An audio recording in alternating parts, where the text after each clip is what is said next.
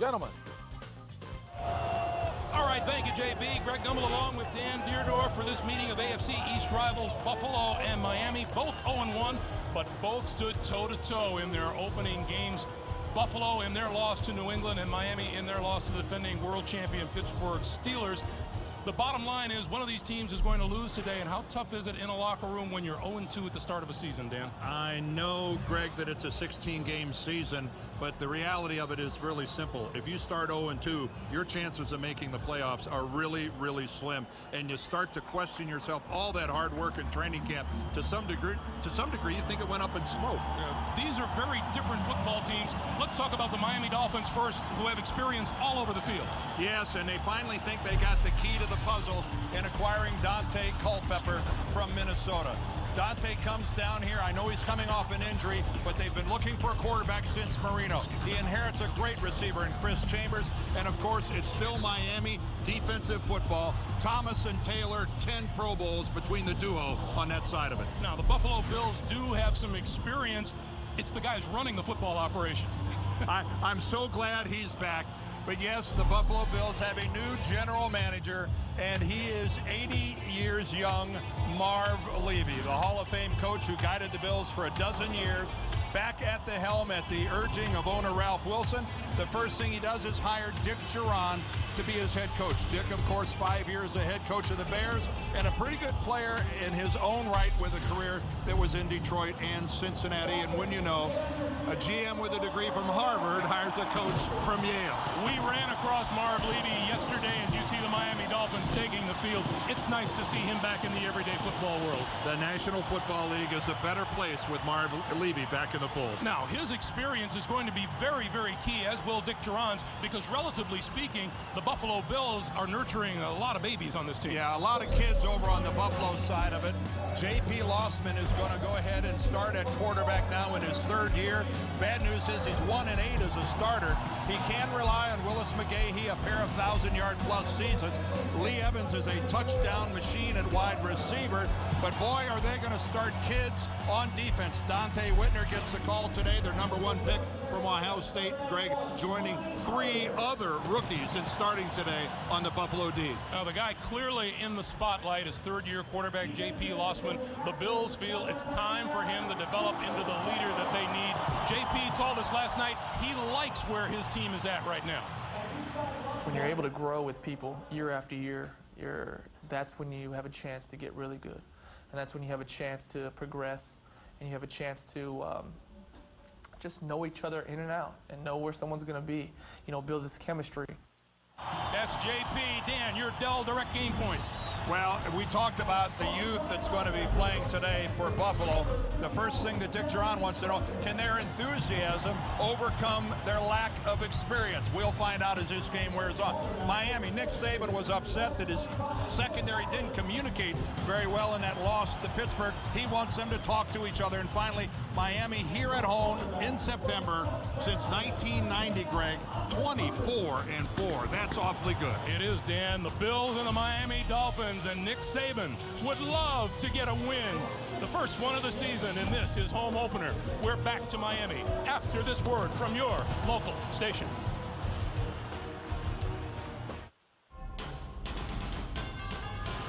CBS Sports welcomes you to the following presentation of the National Football League.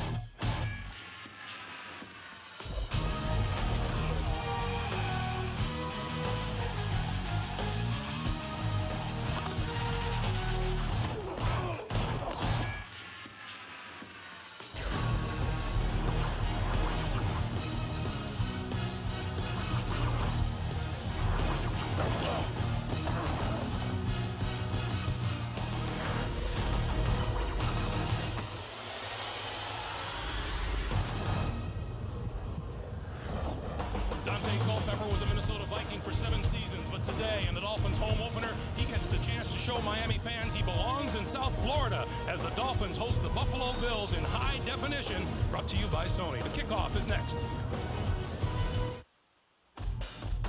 It's on.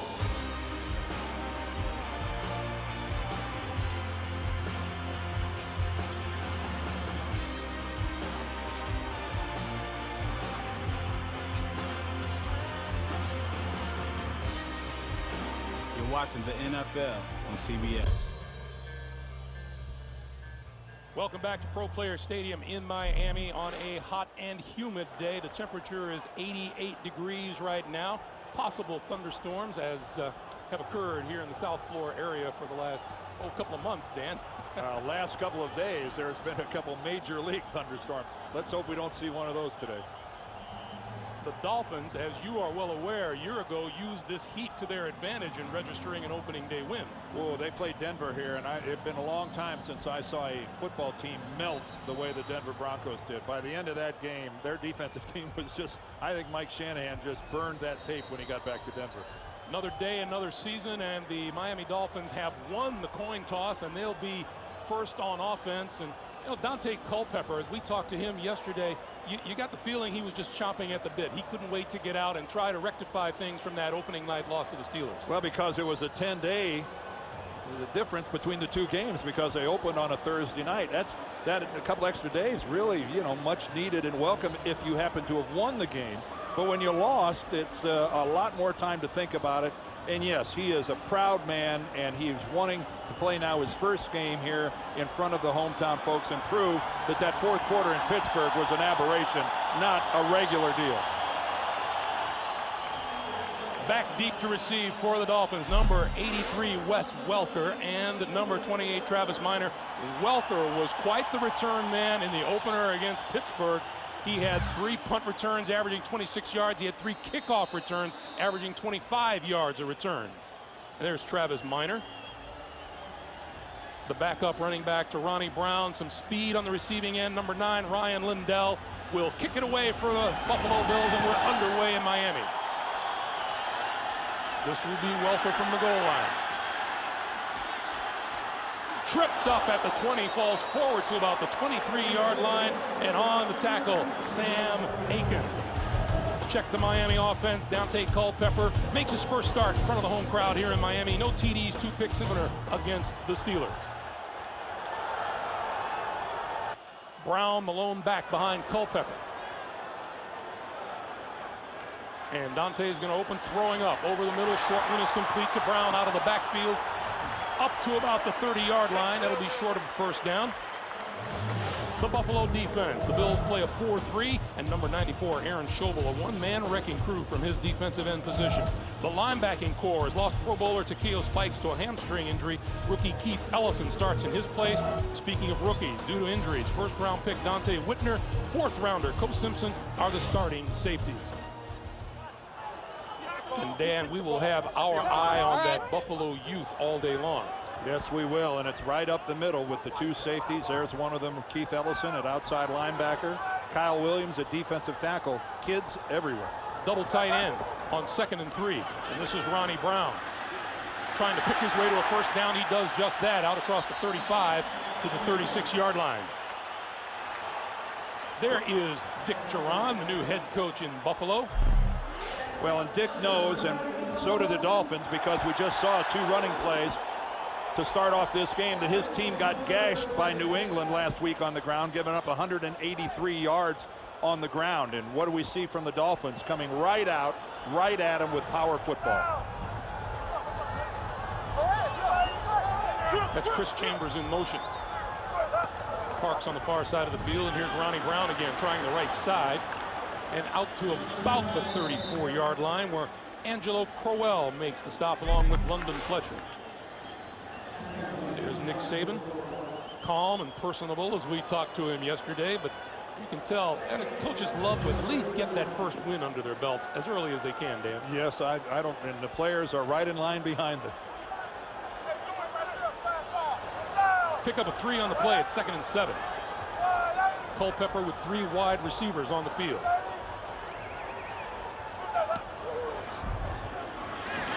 Lost the football and falls on it back at about the 28-yard line. Chris Kelsey applying some pressure. That one looked like it just slipped out of his hand. Yeah, remember this year, the quarterbacks, they're allowed to fix up the footballs. Even the traveling team can bring their own. And wow, that is a fumble all the way. That's called the empty hand. It came through and just there was no football in it. And again, Dante, after that deal in Pittsburgh, right now he's got to be kicking himself a little bit and going, what is going on? Dan, you shook hands with him. If he can't hold on to the football, it can't be held. Yeah, it's not because he's got small hands. 4 wides on 3rd and 16. Tried to set up the screen. Now he's on the run. Lost the football.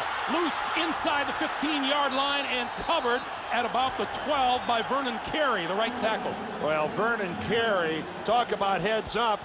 2 or 3 Buffalo guys had really good shots at the football, and Vernon Carey takes a look at it. Here we come. Now the first pressure comes right up the middle. Take a look by Triplett, and then there's the sack by Denny. And again, Buffalo should have recovered this football. They had the best chance to get it, and Vernon Carey alertly, smartly, and fortunately for Miami covered it up. Roscoe Parrish is deep for the punt. Boomed out of there by Donnie Jones. All the way back to his 30-yard line is Parrish. Going to circle around and try to come back up the near sideline, and he's down at about the 32-yard line. Travaris Tillman with the tackle. Almost a little deja vu. The Bills scored on a fumble recovery early last week. They take over right after this.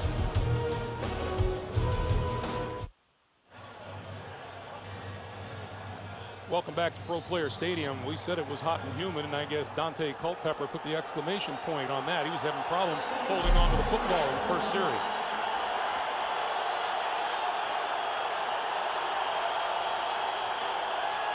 First down for J.P. Lossman and the Buffalo Bills.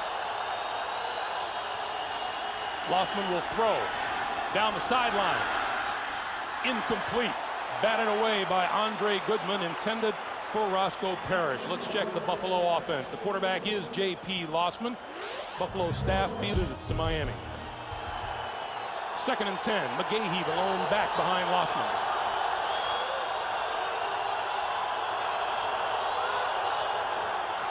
And this is McGahee trying the left side. Out across the 35 to about the 37.5 or 38-yard line. The Dolphins' 4-3 defense has plenty of firepower up front. When Jason Taylor backs up to a linebacker slot, it becomes a 3-4. Those linebackers feature Crowder and Spragan outside and relentless Zach Thomas in the middle. And in the secondary, Andre Goodman already with a play on the long pass starts at cornerback for injured Travis Daniels.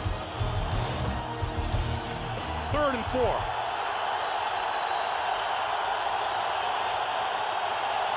And with time running down on the play clock, J.P. Lossman has to call timeout. The Bills burn a timeout early here in the first quarter. We'll be back right after this. The NFL on CBS is sponsored by Southwest Airlines, proud sponsor of the NFL and official airline of Super Bowl 41. Wrangler, makers of Wrangler Jeans Company. New fits, new comfort, new styles. And by Budweiser Select, brewed longer for a bold taste that finishes clean. Expect everything. Back to the action. 3rd and 4 is what faces J.P. Lossman and the Buffalo Bills. 3 wide receivers on the field. Roscoe Parrish, Lee Evans, and Peerless Price.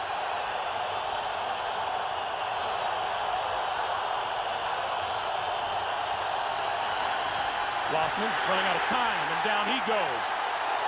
Kevin Carter.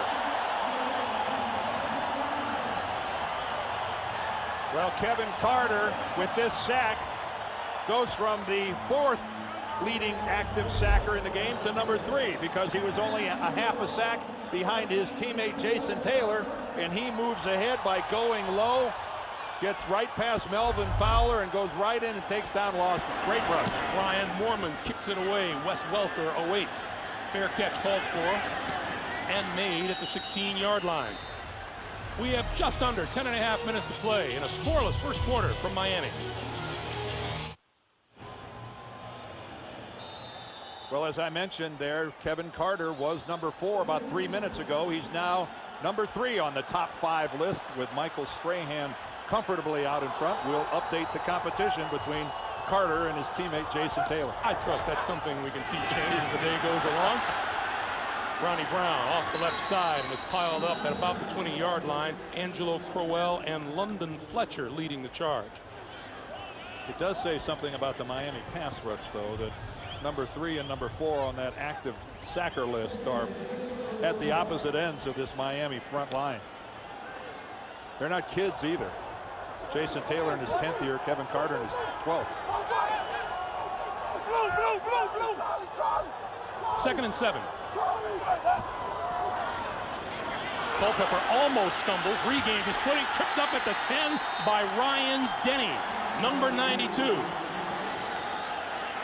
Well, Ryan Denny is who hit Culpepper in the last series to force the fumble. You can see again he gets his feet tangled up at the line of scrimmage and then doesn't have the escapability to get away from Ryan Denny, a 275-pound defensive end. The defensive ends for Buffalo are not very big. They're not heavy guys, but boy, can they run. Denny, Schobel, Kelsey can all scoot. That's officially 3 sacks already for the Buffalo defense. Culpepper from the shotgun on 3rd and 16. Steps up, throws out into the flat. That's Ronnie Brown. And Brown isn't going to get far past the 15-yard line. And so far, this defense for Buffalo, packed full of youngsters, has performed admirably. Well, Miami started out looking like they were just going to pound the rock. Got a first down right off the bat with a couple good power rushes. And then they decided, well, let's see what we can do in the air. And that has not turned out well at all in the understatement of this first quarter. So once again, Donnie Jones, who got off a 50-plus yard punt his first try, 58 to be exact, and now he'll kick it again to Roscoe Parrish.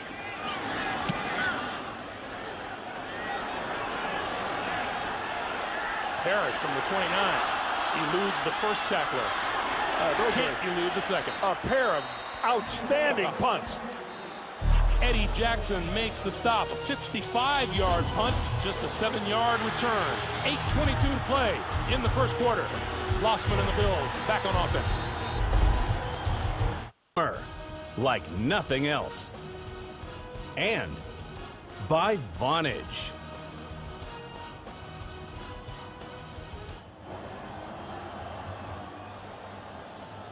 Take a deep breath. Exhale slowly. If ever a guy wanted to hit the rewind button and go back to the beginning and start over, right now it would be Dante Culpepper. This is not how he envisioned this thing getting started. No, it wasn't according to the game plan coming in for his home opener. Meanwhile, Lossman and the Bills from the 36-yard line. Lossman to throw over the middle, incomplete. Pass intended for Lee Evans. Let's go back to Dante. Well, on the opening series, Dante Culpepper went back to throw. This one here, he's got no pressure at all. The ball just slips out of his hand for a fumble. He then did face pressure from Larry Triplett, and Ryan Denny sacked him and he fumbled. And now Ryan Denny again pursuing Culpepper, forced out of the pocket. And this has just been a horrific beginning. The only good news is Vernon Carey really hustled on that one fumble and kept the ball for Miami. On 2nd and 10. Buffalo goes with 4 wide receivers, but they're going to run the ball with McGahee. McGahee finds an opening and bursts for first round yardage out till about the 48-yard line. An NFL Today update with JB in New York. All right, Greg, it's a hot Peyton Manning so far, his 2nd touchdown of the day. This one, a 21-yard pass play to the rookie Joseph Adai, his first touchdown as a pro. 14-0 Coach. Texans have never beaten the Colts. Meanwhile, we will get it back to Greg Gumbel and Dan Deerdorf. Yeah, the one thing Adai is going to learn there, always be active, because Peyton Manning will find you. If he's got to check through 4 or 5 guys, he'll find you. Got a knack for that. McGahee left side again. This time tripped up at about the line of scrimmage. Andre Goodman coming up from his cornerback position.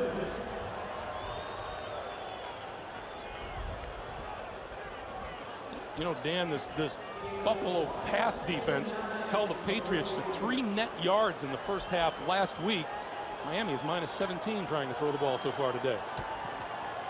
Well, I just, you know that the Miami offense is just dying to get back out on the field to try to prove themselves. 2nd and 9. McGahee, left side. Still on his feet. First down yardage to the 40-yard line. First down, Buffalo. The Battle of Ohio is underway. Let's check in again with JB.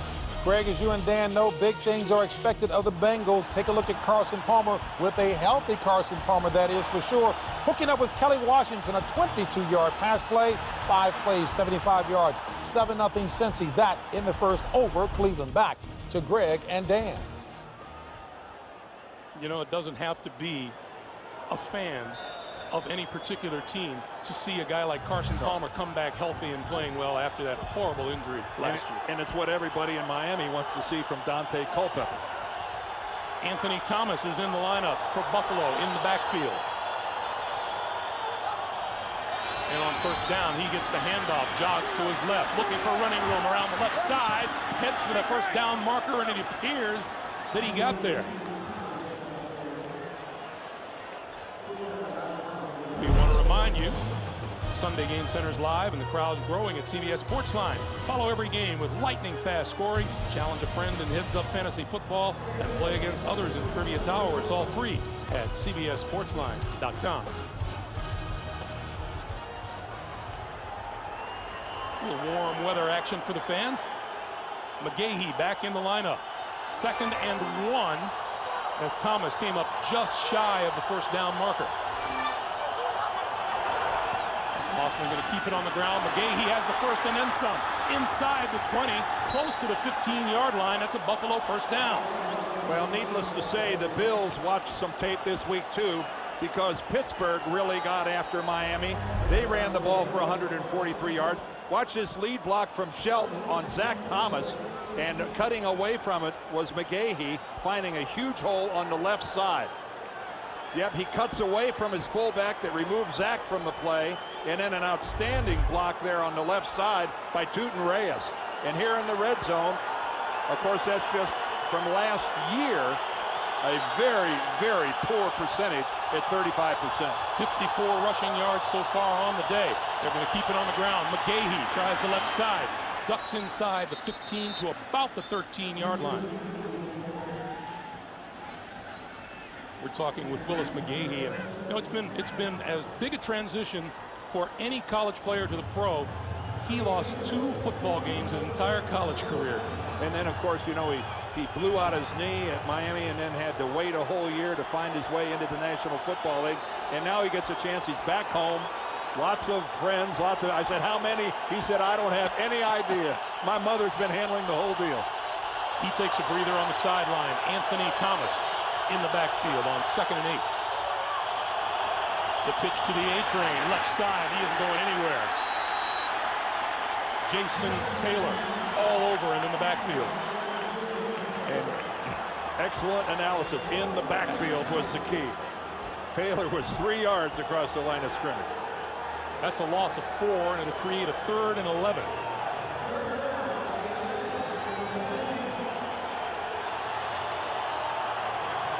Well, so far, the Bills have not called on J.P. Lossman to throw the ball much. But here at the Miami 17, he's looking at 3rd and 11. And Lossman gets 4 wide receivers to work with. On the draw to the 15-yard line, Anthony Thomas is dragged down, and that'll bring on the field goal unit. And I think we see a little bit about what Dick Duran is doing with Lossman. He really is going to try hard to not put him in a position to try to win a football game. They're in field goal range. They don't want to go negative yardage, a sack. They certainly don't want a turnover. I think it's going to be very safe for J.P. Lossman for as long as the Bills can play it that way. Ryan Lindell, 2 out of 2 in extra points and 1-for-1 field goals a week ago. This one is up, and it is good from 33 yards out. So Buffalo draws first blood with 2:36 to play in the first quarter here in Miami.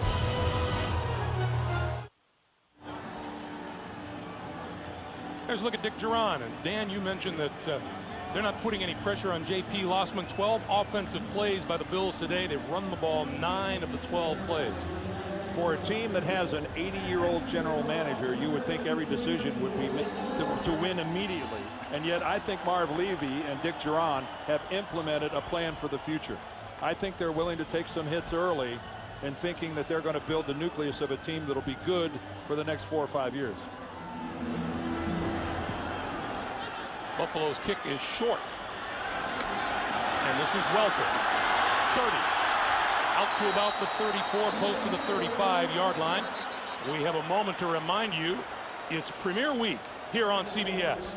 Don't miss the hottest premiere of the season when CSI Miami takes you to the sexiest place on earth.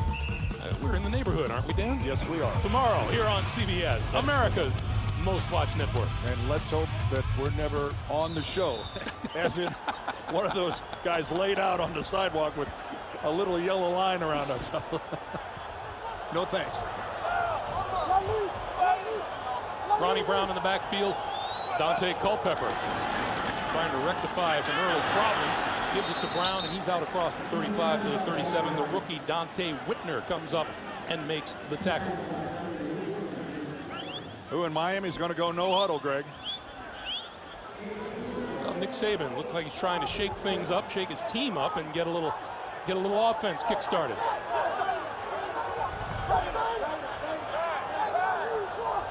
Culpepper shouting out instructions on 2nd and 8, and once again it's Brown, and Brown with a little more running room across the 40 to the 43-yard line. Larry Triplett, Terrence McGee with the stop there. I think this is really a good move by Mike Mularkey and Nick Saban here offensively. Anything to shake it up for Dante. Just change the rhythm. He was not in a good place, and they're trying to get him in someplace else. I think this is smart move. Mike Mularkey, the offensive coordinator, and 2 years prior to this, the head coach of these Buffalo Bills, and a huge topic of conversation both here and in Buffalo this past week. 3rd and 2. Brown gets across the 45 out to the 47 for a first down. Well, this is why they drafted Ronnie Brown #1 last year, because he's a power guy. He is very comfortable between the tackles. That was a good-looking trap play, but that's where a guy lowers his pad level, gets the leg drive, and that's where Ronnie Brown really excels. And all of a sudden, with the no huddle, the Miami offense looks different and better. Well, they're running. On first down, it's Brown again. Pickup of a couple to maybe the 48-yard line. London Fletcher, who started the Buffalo season off with a bang. And Terrence McGee was a little slow getting up there, the talented corner. Yeah, he's going to have to take himself out. Something's wrong with his right arm. Right arm or shoulder. It's just he doesn't have any interest in lifting it up. Jabari Greer, number 33, comes in to replace him. Culpepper, quick drop on the slant. He's got his man, Marty Booker, and Booker across the 35 to about the 33 of the Bills. And a good throw by Dante Culpepper. Hits him in stride. Look at the move by Booker. He doesn't have to wait for it. Right on his body, not out in front. And that has to be a real confidence builder for Culpepper. We've come to the end of the first quarter at Dolphin Stadium. 3-0 Buffalo.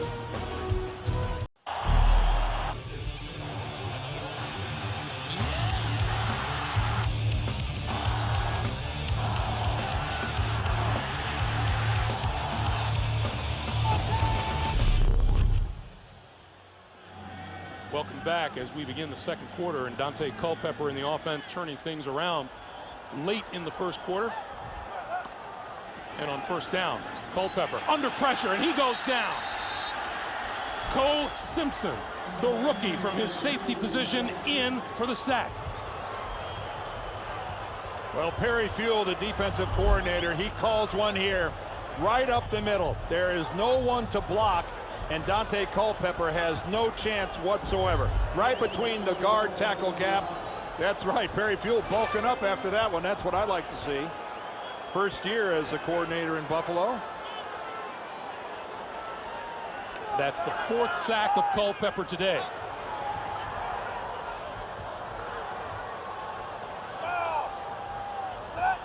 Second and 21.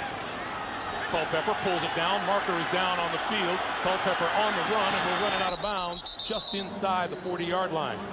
Our referee today is Walt Anderson. Let's see what he has to say. That's going to be a procedure call, I think, against Miami.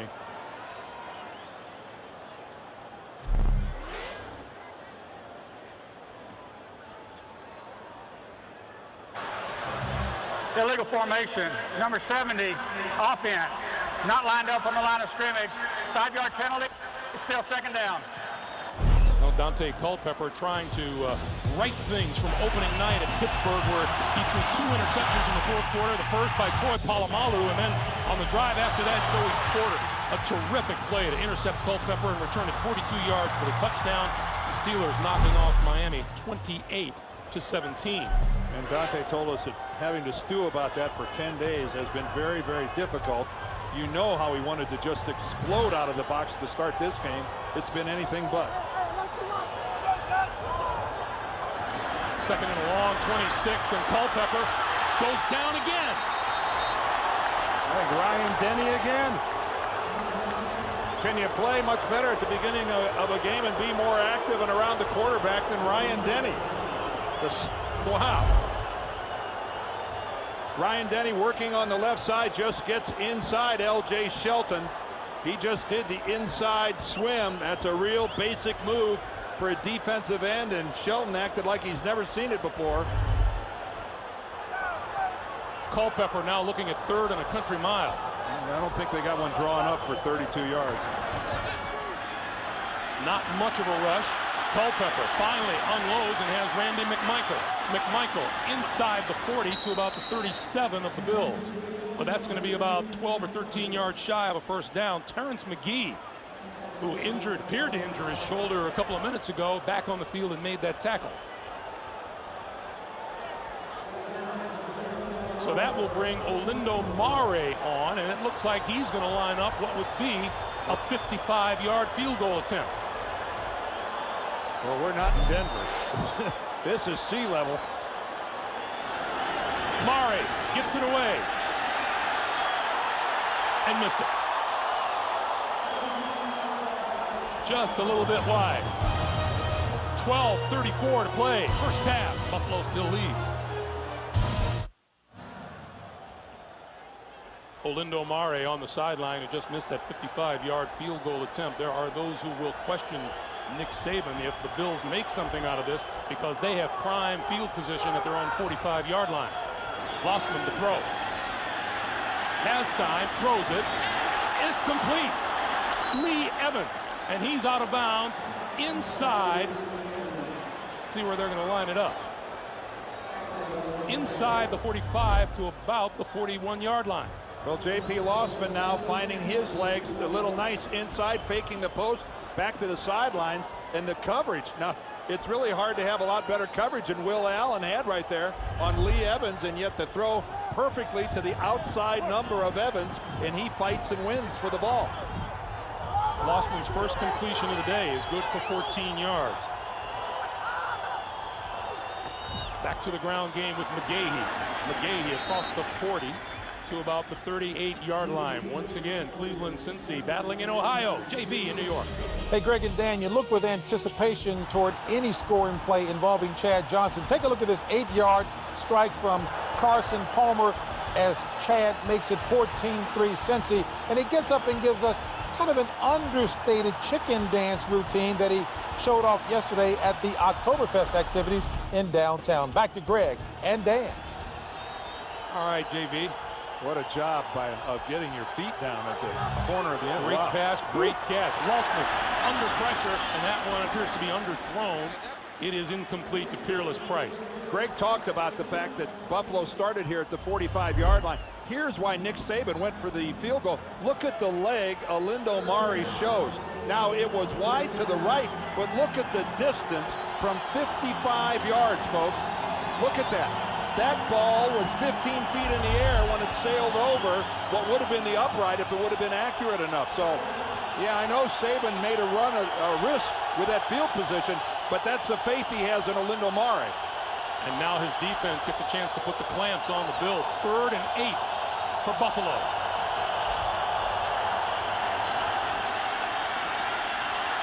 under pressure, throws it away as he tries to escape the grasp of Kevin Carter.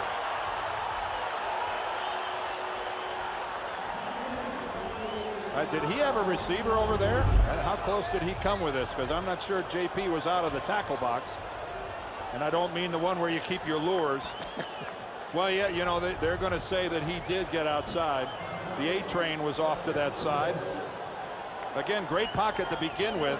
Yeah, there was Anthony Thomas. He was within 3 or 4 yards. No call, and a good no call. So Brian Mormon will kick to Wes Welker, and now a whistle on the field. This is the second charge timeout. Second timeout taken by Buffalo. Stops the clock with 11:02 to play in the first half. The NFL on CBS is sponsored by Energizer E² Lithium. Keep going. The new AT&T, your world delivered. And by Dr. Pepper, with 23 flavors in every Dr. Pepper.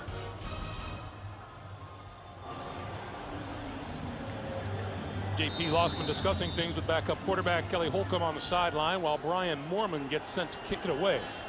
Wes Welker is deep at his own 10-yard line. Mormon puts it up, aims for the corner. Oh, what a block put on the gunner by Wes Welker. Jim Leonard was down there hoping to down the punt before it went into the end zone, and Welker put the kibosh on any hopes of that. Let's listen to what happened as well as take another look.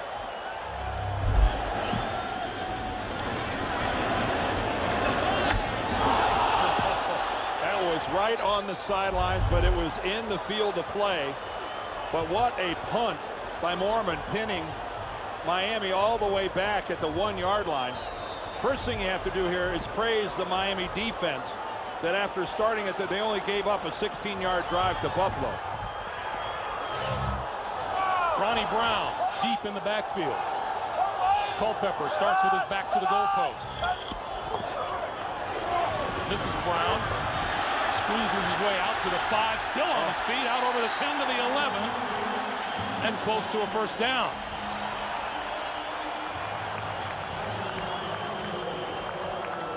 Hey, you know what's happening tonight?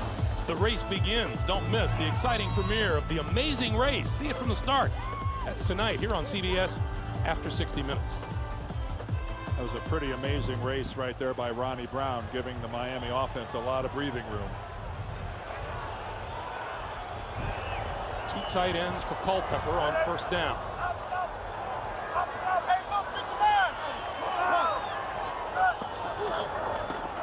Brown again. This time only a couple. You know, pretty good punt by Brian Mormon to get the Dolphins down there, and Dick Duran told us yesterday, he says, we need to take yards away from them in our kicking game. And kick them into a hole, and he did that. He talks about, you know, picking up first downs. You know, if we punt it really well and cover well, we add 1 first down to their potential scoring drive. And conversely, if we get a good return, we subtract 1 first down from what we have to do. I've never heard a coach put it in terms of, you know, you're talking about yardage and everything else, but not necessarily first down. 5-yard penalty, still second down.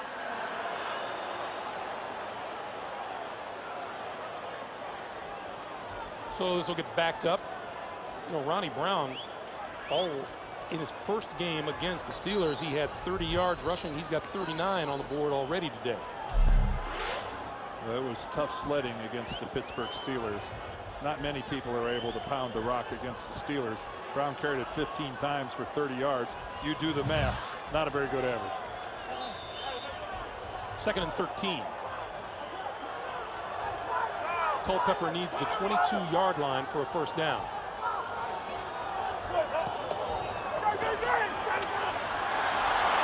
Running out of time, flips it out, and out of the backfield is Brown, and Brown wrestled down at about the 15-yard line by Angelo Crowell. Dante telling the guys there with his hands to come on back to the huddle. Going to be facing a 3rd and long, so let's talk about this a little bit in the huddle. Lee Suggs will come on for the 3rd and 7 play.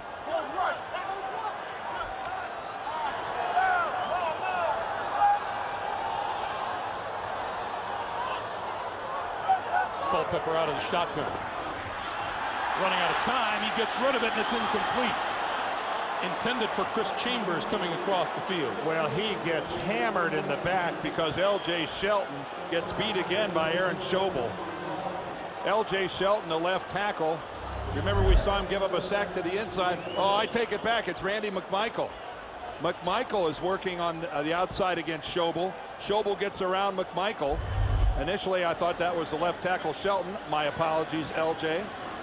But again, that was a huge hit right between the spinal column there, right in the spinal column on Culpepper. That hurt. Jones kicks it away to Roscoe Parrish from his own 42. Picks his way across midfield and down to about the Miami 47-yard line. Travis Minor with the tackle, and we'll be back.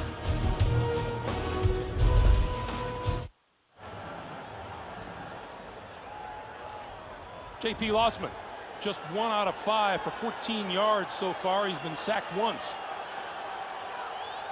With pretty good field position at the Dolphin 45-yard line.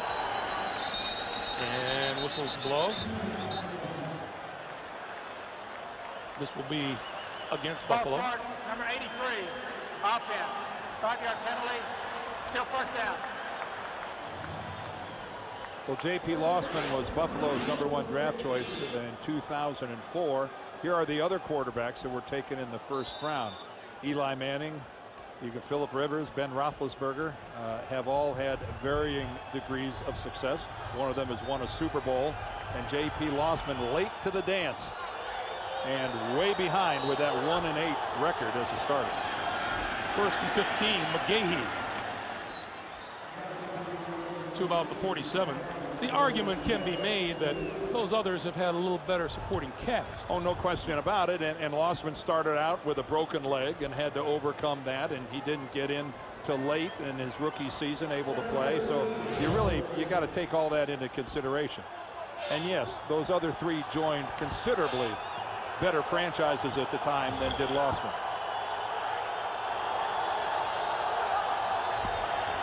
Lossman will throw.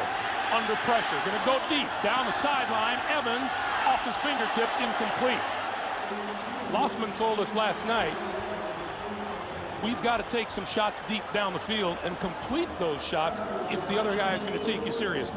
What a pickup by Damian Shelton, the fullback. Watch him there at number 31. Oh, I take it back. It's Willis McGahee. It's McGahee picks up 2 guys. McGahee picks up Zach Thomas, then slides off and picks up Channing Crowder. It was 21, not 31. You expect that out of the fullback. Pretty impressive by Willis McGahee. So now the Dolphins looking to make a stand on 3rd and 13. Jason Taylor, now really in a middle linebacker, nose tackle spot, drops off into pass coverage. Lossman under pressure and goes down, tried to get rid of it.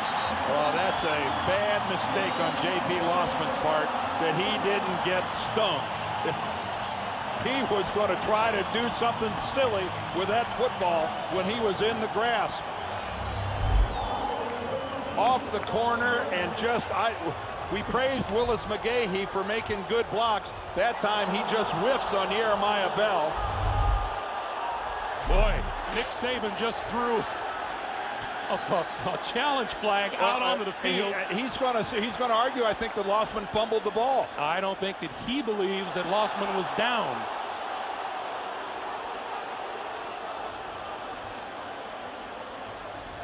Walt Anderson, we were just talking about this flag throwing challenge thing with Walt Anderson earlier this morning. Now, if Walt Anderson, there's no question that The quarterback was in the grip by one defensive player.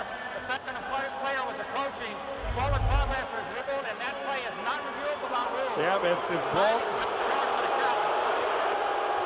that's the rule. Walt Coleman's going to say that I blew the whistle, and because I blew the whistle, it was to protect the quarterback, and when forward progress is not reviewable. So he blew that whistle, saying the second guy was coming in to hit the quarterback. I ended the play. And the Bills catch a break. That was a dumb move on Lossman's part. Mormon huge kick. Bounces inside the 5, and he gets the bounce that he needed. It's going to roll back toward the 10-yard line. What a kick by Brian Moorman. 51 yards. This is the J.P. Lossman play that almost caught the Buffalo Bills yards on the field.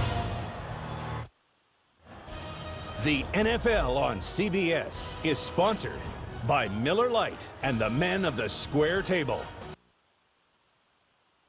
By Circuit City. For the hottest new technology, think Circuit City. Just what I needed. Along with Dan Deerdorf and the rest of our CBS Sports crew, Greg Gumbel back at Dolphins Stadium, site of Super Bowl 41. As we resume play with 7 minutes to play here in the first half. This is Ronnie Brown. And Brown out to about close to the 15-yard line. Greg, the first thing you have to do these last 2 drives is really praise the Miami defense. Buffalo started at their own 45. They started then at the Miami 45 and got no points out of it at all. Really a good job of that veteran Miami defense of stiffening. How about what Jason Taylor is doing this year? He went from his defensive end position over to a nose tackle and then dropped off into pass coverage. It's a little game of where's Waldo. He's always moving. 2nd and 5. Culpepper over the middle. Has his man Chambers out across the 20 to about the 22-yard line. Keith Ellison makes the stop, but not before the Dolphins grab themselves the first down. Well, that's Chris Chambers going inside where only the big boys like to go. You know he's sitting in there making himself a target, but you know you're going to get hit. You got your back to the other defenders. You're stationary, just standing there. There's no way you don't catch that ball without taking a good lick.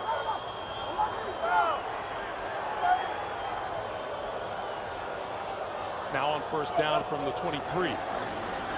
Play fake. Culpepper on the move, throws out here into the flat. That's Darian Barnes out of the backfield, and look at him bull his way almost to the 35-yard line, and another Miami first down. And it's a good job by Dante Culpepper of looking around and going through his reads. A play fake, you can see he's trying to go to the middle of the field. He goes from 1 to 2. Finally, you could see his head turn to number 3, which is Barnes, and then he makes the most out of it. He's putting his 240 pounds to work, but a nice job by Culpepper of working the field. Suggs still in the backfield on first down. The give is to Suggs. And he makes it out to about the 37, maybe the 38-yard line.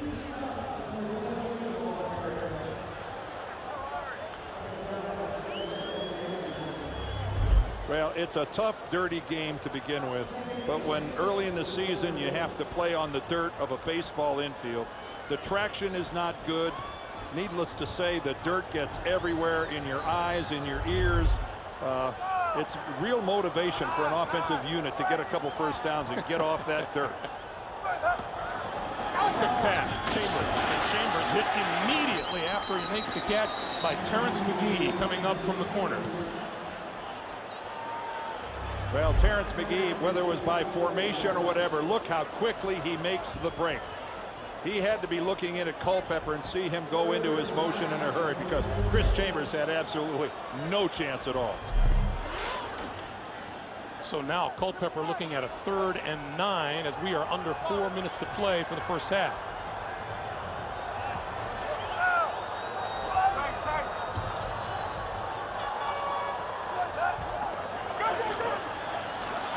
Culpepper throws complete. McMichael looking for first down yardage, and he got there. Just across the 45 to the 46-yard line. First down, Miami. Again, another good job by Dante Culpepper of checking down. Randy McMichael, I don't believe, is his initial guy. He's looking, and then at the last minute he swivels and turns. Now that is so hard to cover as a defensive football team, because McMichael stays in, he chip blocks first. That kind of makes him invisible to the defense. He slides out late. Tough to cover. Here comes a reverse. Chambers on his way around, clears one blocker, coming up the sideline and knocked out of bounds near midfield by Ryan Denny.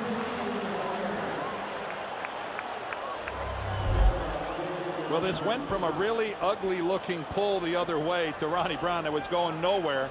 And again, he's got Culpepper out in front. Culpepper just kind of rubs off there, kind of puts a shoulder on the coy wire. He should have stayed with him. I think that would have given Chambers a little more of a chance to get upfield and make a move on somebody.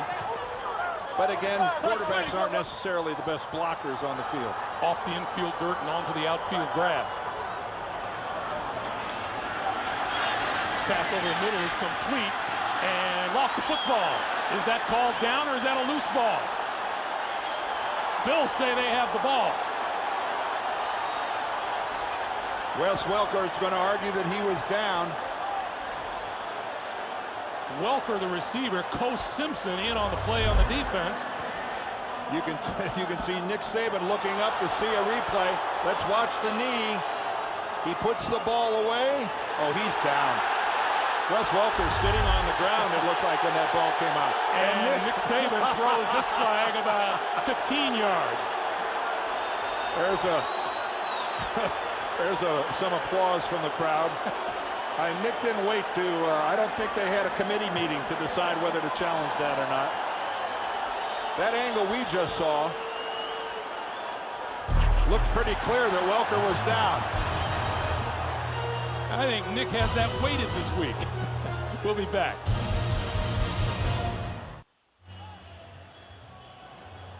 Walt Anderson continuing to look at replays to make a determination on this call. Let's take another look at it, Dan. You know, the ball's going to fly out, but the question is, when does it start to come loose? It certainly looks at that angle like Welker was down before the ball came out. Remember, on the field it was ruled a fumble, so Walt Anderson's going to have to see something very conclusive to overturn it. When does he first begin to lose possession of the football? It certainly looks like his rear end's on the ground. I think he's down there before the ball pops loose. I do too. But it is when we looked at it from the other angle, it is very, very close as to when Wes Welker actually starts to lose control of the football. And is his rear end, has it found terra firma by the time he begins to lose control on the ball? That's the decision Walt Anderson's going to have to make. It's got to be conclusive. After reviewing the play, it is a catch, and the receiver was down at the 45-yard line. Yeah. It will be 3rd and 1 at the 45. Miami is not charged with a timeout nor a challenge. So the Dolphins retain possession with 2:37 to play in the first half in their efforts to get on the board before halftime. And Wes Welker breathes a giant sigh of relief. You know, if the Pittsburgh Steelers don't see him again anytime soon, it won't be the worst thing in the world for them. He was. Oh, what did Nick Saban say about him? He's like a little wind-up doll. He says a little wind-up toy. You just wind him up, wind him up, wind him up, and then just let him go. Here's his throw a week ago Thursday night. Of course, he didn't get the attention of any of the officiating crew. He's still going left-handed, Yes, though. he is. And he's still going underhand. Still going submarine. That's right. No coach in the league has a more scrutinized flag toss than Nick Saban. 3rd and 1. Ronnie Brown is the deep back. Brown gets the handoff as Culpepper trips, but Brown has first down yardage and more, down to about the 37-yard line. Again, Dante Culpepper working hard to get rid of the rust and get back into the form that he had before he got hurt. Again, becomes entangled with one of his offensive linemen right there. You can see left guard Geno James steps back and steps on the foot. Now you would like to have your lineman going forward, not stepping backwards. Before they get this play off, the 2-minute warning will sound. 2 minutes to play here in the first half at Dolphin Stadium. 3-0 Buffalo, and the Dolphins threaten.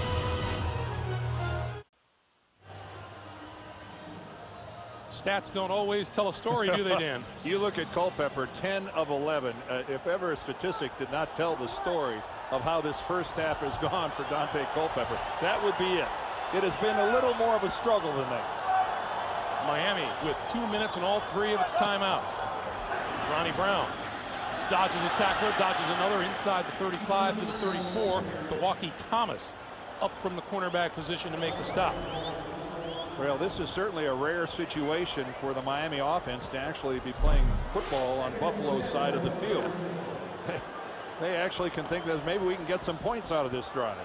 Ronnie Brown, just 30 yards rushing in the opener against Pittsburgh, has 54 yards rushing today. See, Miami still has all 3 of their timeouts. Culpepper near side, complete to McMichael and out of bounds inside the 30 at about the 28. Stops the clock with 1:19 to play. Oh, Greg, that pattern just ended up too close to the sidelines. If that would have been maybe 2 yards back into the field, Randy McMichael could have made a move and would have picked up another 3 or 4 yards. Let's take a look at the big tight end. By the time he catches the ball, his momentum takes him to the place where he can't make a cut upfield, and it's real easy for McGee to just nudge him out of bounds. 12th play of this drive for the Dolphins. Ronnie Brown, right side, room to run, inside the 20, inside the 15-yard line to the 14 and a first down. Oh, good blocking at the point of attack off a right tackle. Take a look at this right here. We're getting the pull coming around the corner. Geno James gets a block. Chris Chambers gets a great block downfield. An outstanding block from a wide receiver to spring Ronnie Brown. And now all of a sudden we get there's got to be a surge of confidence, I would think, for the first time this half, going through the Miami offensive huddle. They showed one other offensive spark, and that's when they went to the no huddle earlier in the half, but it didn't produce points. Miami uses one of its remaining timeouts, and they have 2 left. We'll take this opportunity to remind you, coming up on the Sprint Halftime Report, stay tuned for JB, Dan, Shannon, and Boomer. All the latest NFL scores and highlights, all coming up on the Sprint Halftime Report. Well, this is a huge offensive line for Miami, a relatively light defensive front for Buffalo. You'd think they'd be able to mash it. Play fake. Culpepper on the move, in and out of the hands of McMichael. That'll stop the clock with 1:04 to play.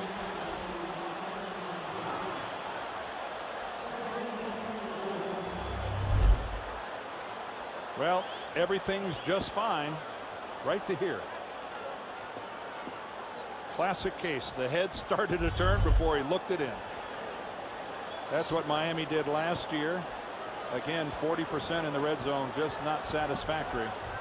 Put them in the bottom quarter of the league. Miami has held the football for all but 3 minutes and 6 seconds of this second quarter. 2nd and 10. Comes the blitz. Culpepper pulls it down twice. On the move now, looking, intercepted. Intercepted at the 6-yard line. Boy, Angelo Crowell looked like a wide receiver catching that ball and tapping the sidelines with his feet. His brother Jermaine, a wide receiver out of Virginia, played with Detroit for a few years. Angelo turns things around and shows he might have learned a little something. Dante, good protection, a lot of room, finds nothing, tries to buy a little something else, and I really can't conceive of what he was looking at, because if Crowell doesn't intercept this, it looks to me like Ryan Denny would have. Ryan Denny was standing right there as well. I can't even conceive how he saw anybody wearing a white shirt. You had 92 and 55 of Buffalo. Wow, Greg, I've run out of an explanation there. Down in the red zone, you throw the ball away and give yourself another chance at scoring before halftime. Now Miami. Dante's been to more than a couple rodeos, and he knows that he just violated one of the cardinal sins, as you said. In the red zone, you don't take a chance like that. Miami not looking to stop the clock here in Buffalo. Boy, look at Culpepper's numbers on the day. Man, as somebody once said to Hugh Grant, what were you thinking? You kind of got to pose that to Dante there. 2nd and 5. I have to say somebody because he. That's right. He's just some of them. Buffalo will just be content to run out the clock here. And that will do it in a low-scoring first half in which the Bills have to be absolutely delighted with the way things have gone. And the The Dolphins faithful are not very happy. booing them off the The field. end of the first half, 3-0 Buffalo. Back with the Sprint halftime report after this message and a word from your local station. You're watching the NFL on CBS. We are at halftime at Dolphins Stadium with the score Buffalo 3 and Miami 0. The NFL on CBS will continue after this word from your local station. You're watching the NFL on CBS, the home of Super Bowl 41.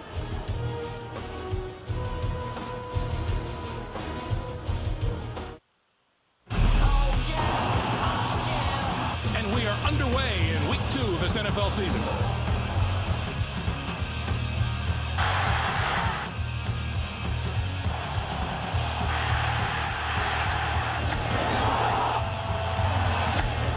You're watching the NFL on CBS, home of Super Bowl 41. Greg Gumbel, Dan Deerdorf back in Miami. 3-0 Bills at halftime. And look at the first half stats. I'm not sure those stats can tell us or anyone else, Dan, what we saw or didn't see in the first half. Well, you see that Buffalo didn't even convert a third down. They're 0 for 4. We got 7 total sacks in this game. And you're right, it didn't tell the whole story. With the balls all over the field, fumbles, pretty sloppy football. Or we say the defenses have really had the upper hand. Take your pick. At the top of the day, we said we would keep an eye on all of those youngsters in the starting lineup for the Buffalo Bills defense, how they performed in the first half. Coach Simpson with a sack and 3 tackles. Whitner in on a lot of plays with 6 tackles. They accounted well for themselves. Well, and I think the big number is the 0 that Miami has on the scoreboard. 4 rookies. You start defensively, and they pitch a shutout in the first half. What are we to make of Dante Culpepper's first half, Dan? Abysmal, and one that he'd love to have back. You know, he starts it off by putting the ball on the ground. He goes to throw. There's a fumble.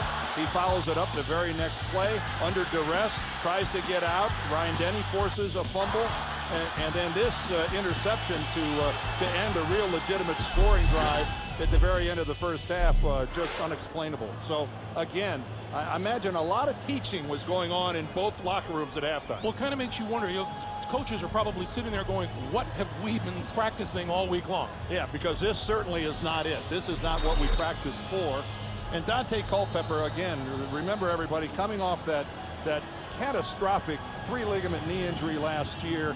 Needless to say, he's not all the way back yet, but he's working. Terrence McGee, 4 career kickoff returns for touchdowns for the Buffalo Bills. He's to the 20. And across the 25 to about the 28-yard line, where Jeremiah Bell makes the tackle, and we're underway here in the second half. J.P. Lossman, statistically, had a horrible first half. 1 out of 6 for 14 yards. He did take his shot down the field. And again, but you see the 6 attempts. The 6 attempts means that they're being very safe with Lossman. They're putting it in the hands of their defense and putting it in the hands of Willis McGahee. Speaking of McGahee, he is in the backfield on first down. And he'll get the first carry of the second half out across the 30 to about the 32-yard line. We were talking with Willis last night. Does that man carry a little ink on his arms? You asked him how many tattoos. What, 13? 13. I didn't want to misspeak there. He has got them going up and down. They all have some symbolic meaning to him, and I kind of get the feeling he's not finished yet. You asked him, Dan, just after that horrible knee injury that he suffered, where he felt. He said he's back to where he was his senior year in college before the injury. McGahee again dances across the 35, close to a first down at about the 37 or 38-yard line. Channing Crowder made the stop. Well, Willis McGahee, over 1,000 yards both of those last 2 seasons, but you can see since that his rushing yards per game since October of '05, they have really diminished. So have the touchdowns, 100-yard games. A lot of that has to do with with his blocking. I think as his time has gone along, Willis McGahee has gotten stronger. He's got more of his burst back. Whether he's exactly the running back he was at the University of Miami, that's just speculation. That's impossible to tell. The Bills are that short of a first down. Willis McGahee doesn't lack for self-confidence. No, he does not. And if you're a running back in this league, and you do, you're not going to be here long. As they say, the locker room door will hit you in the butt on your way out. 3rd and inches as you look at the battle between the 2 young running backs here today. Willis McGahee and Ronnie Brown both at the 68-yard mark.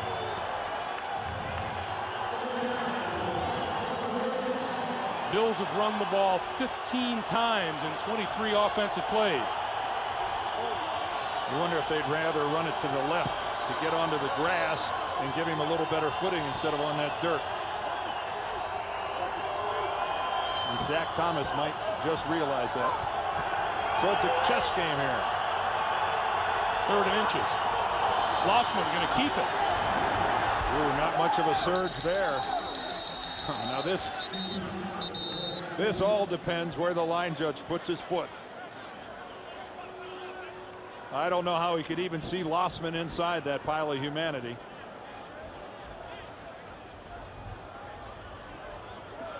Well, the feeling we're going to get a spot in another measurement.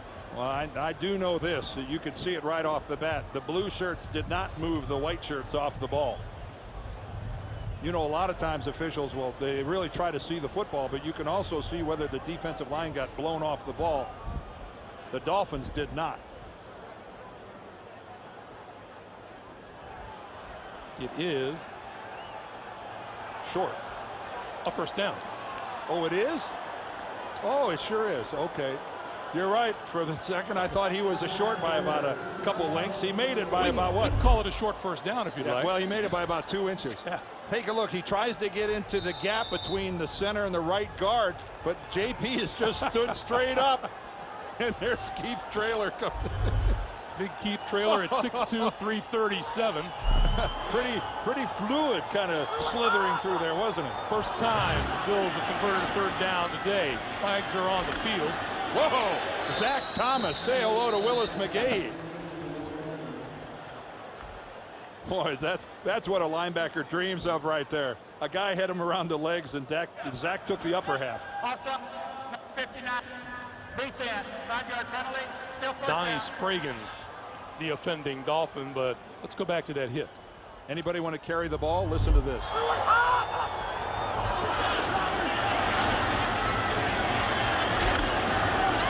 That is putting his hat right between the 2 and the 1 and driving him backwards. Yeah, that wasn't applause, was it? No. Is Donnie Spragan called offside. So it's 1st and 5.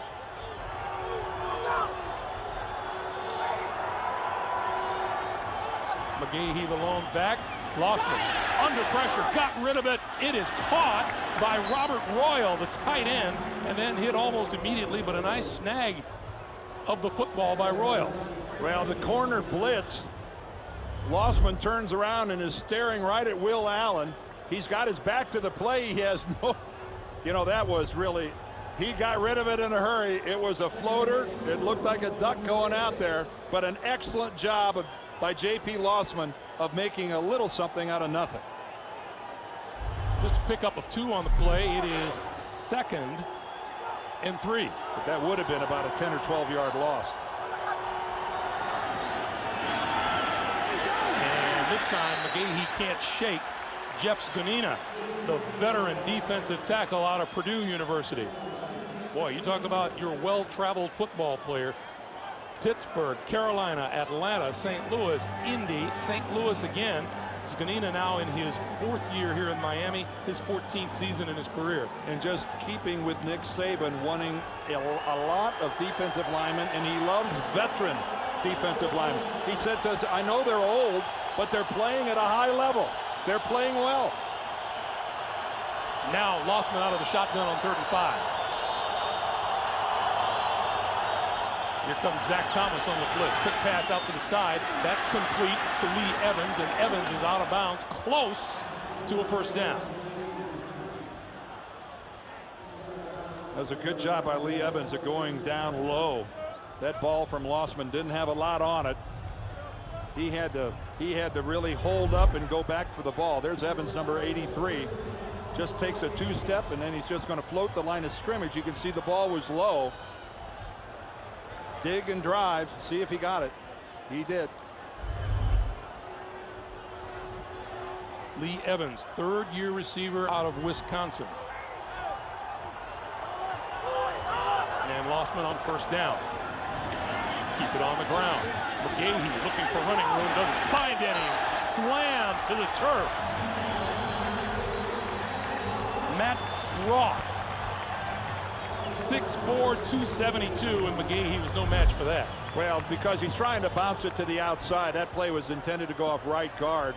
And once Roth had a hold of the jersey, he wasn't going anywhere. Illegal formation, number 83, offense, covering up the tight end. That penalty is declined. It's second down. So the Dolphins are going to take the play, and it's now 2nd and 12. And Lee Evans gets called. When you're the wide receiver to that side of the ball, the tight end, you've got to be a yard off the ball.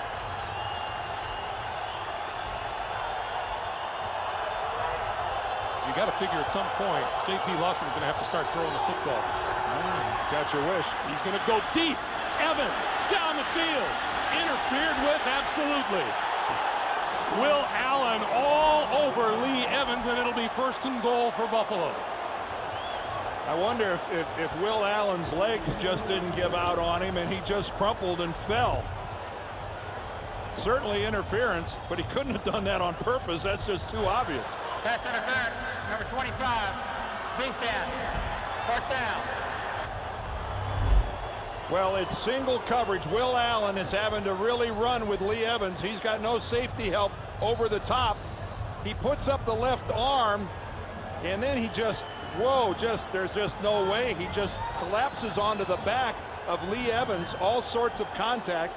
And Will Allen, as you see, never turned around to play the football. Dan, it amazes me how often that happens when a DB will never turn around to even look for the football. You could see his helmet just pointing straight ahead to the back of Evans. On 1st and goal. Lossman throwing. Touchdown! Josh Reed, number 82. Lossman connects for his first touchdown pass of this NFL season. It's a cruel game, but from an offensive coordinator's standpoint, go right back at the guy that just got called for the big interference penalty. You know that maybe he's not going to be as aggressive as he was, and that's what they did that time. They go right back to Will Allen.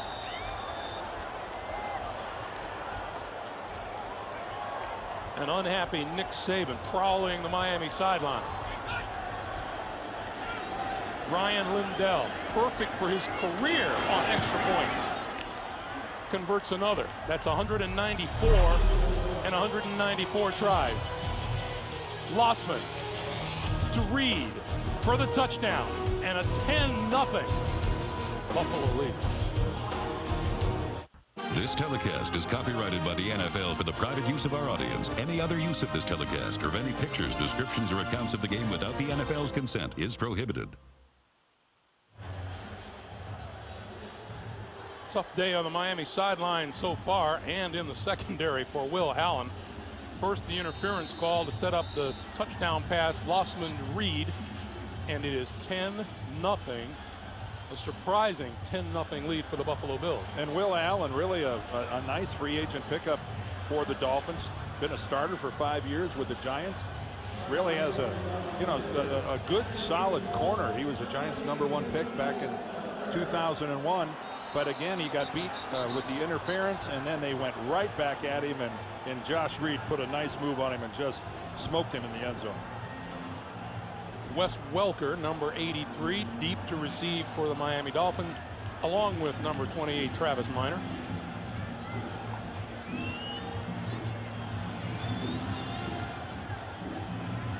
Milwaukee Thomas is going to hold the ball now. It's gotten a little breezy down on the field. And Lindell will kick it away.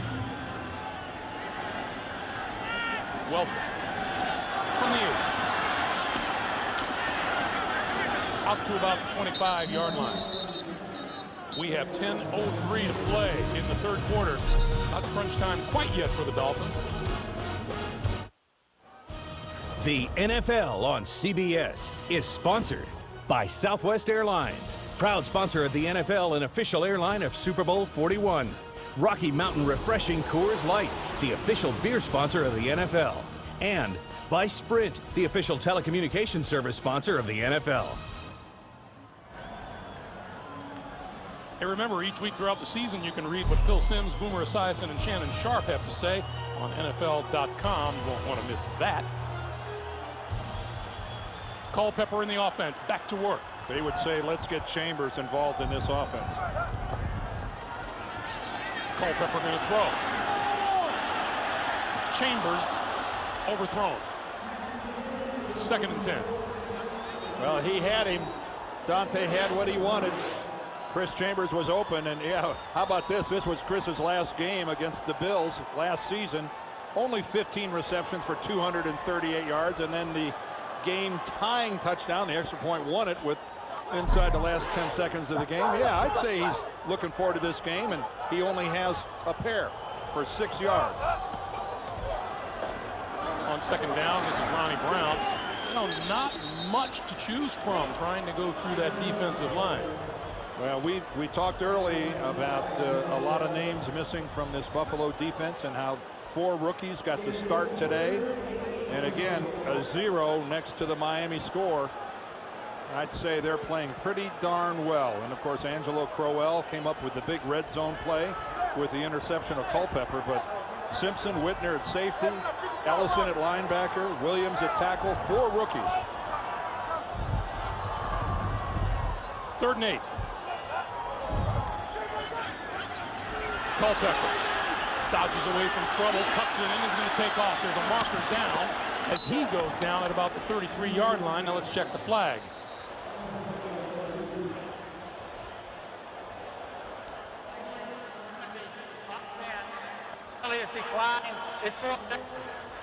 That penalty is on L.J. Shelton, and I tell you, things just are not going according to plan for Miami. Well, you don't need to go into a hook slide if you're 253 pounds, and Dante Culpepper, he and London Fletcher just square up and go at it. Dante goes right after him. Of course, he's trying to get the yardage for a 1st down. Got to give him credit for that. London, the linebacker, outweighed by Dante, the quarterback. Donnie Jones. This is Roscoe Parrish from his own 17. To the sideline. Oh, look at this move. Another move, and finally brought down at his own 43-yard line. Jeremiah Bell coming from behind to grab him. Boy, you made a good point. Jeremiah Bell coming from behind. Great hustle on his part. That might have gone a whole lot farther. So once again, J.P. Lossman and the offense back to work. You know, Dick Duran was straight up with us last night, Dan. He's, you know, having 4 youngsters right up the middle of your defense can give a head coach reason to pause and think about things. He just hoped that their, as we said at the top, that their enthusiasm would somehow outweigh their lack of experience. This is McGahee. McGahee across midfield to the 45 and a 1st down. Did anybody there on 1st down think that Buffalo was going to throw the football? And yet Miami defensively looks surprised that McGahee ran right up the middle.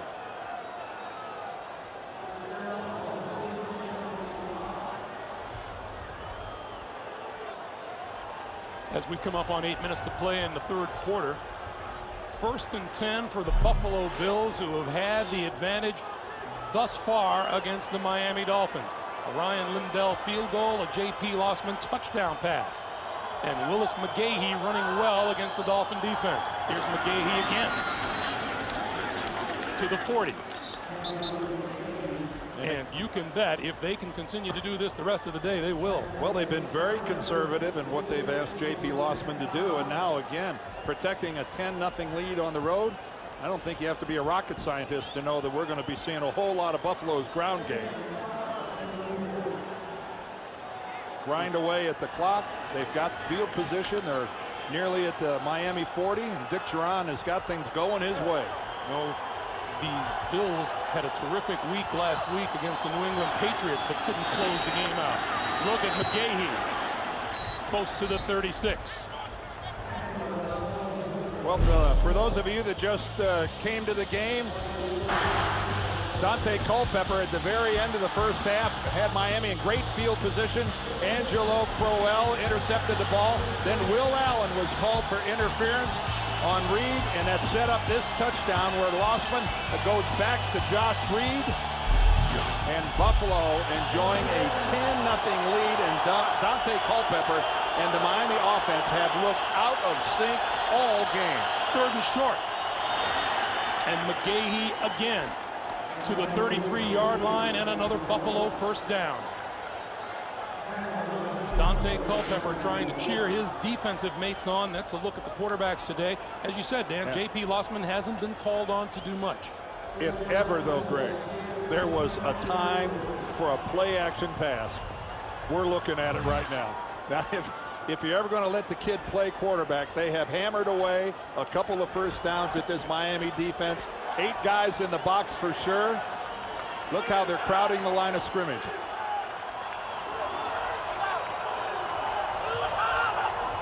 Lossman to give to Anthony Thomas, who gives McGahee a breather. Yeah, the A-Train's thinking right now, hey, way to block for McGahee. And I get nothing. And McGahee back onto the field. Yeah, the A-Train, hey, glad to be of service here. Huh? Thomas played for Dick Geron in Chicago. Keep in mind, by the way, Thomas is on the field. Keep in mind, the Miami offensive coordinator is Mike Mularkey, the former Bills head coach. Thomas. And Thomas is dragged down by Channing Crowder, the second-year linebacker out of Florida. Well, Zach Thomas came on the blitz right up the middle, and he forced the play to the outside. He forced it to Crowder. Give some kudos to Dom Capers for calling that run blitz. There is Mike Mularkey, 2 years, the Buffalo head coach, and now the offensive coordinator in Miami. And he really did totally surprise Ralph Wilson and Marv Levy when he said, I don't want to do this anymore. I'm leaving, and you can't talk me out of it. 3rd and 11 for the Bills. Here comes the blitz. Quick pass. That's complete to Reed, and Reed spinning to about the 27-yard line. That'll be a few yards short of a first down. Again, it's a blitz, but the blitz negated by the very quick read by Reed and the read by Lossman at the same time. They broke off his route. Lossman found him in a hurry when he saw Thomas coming. But again, Miami tackled well and didn't give up the first down. And now Ryan Lindell will line up a 45-yard field goal attempt. He hit from 33 in the first half.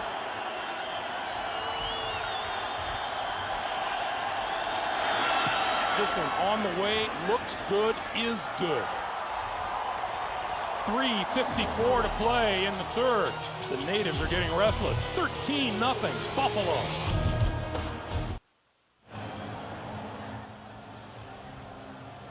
This Miami crowd was fired up at the start of the day, but that was 13 Buffalo Bills points ago. 3:54 to play in the third, and the Dolphins are on the short end of a 13-0 score.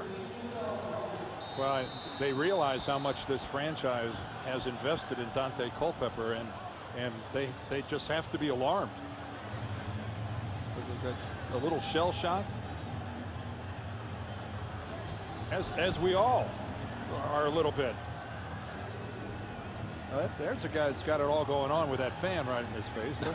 Get a little too close, though, and that's not quite the nose job he might be looking for. Once again, Kawhi Thomas going to hold for this kick by Lindell. That one's really short. Now that is awful. And a fair catch called for and made by Darian Barnes at about the 30. 3:52 to play in the third. Culpepper and company back on offense. We'll see how he does this try. The NFL on CBS is sponsored by Burger King, who reminds you to have it your way. And by DirecTV. There's good TV, there's better TV, and then there's DirecTV.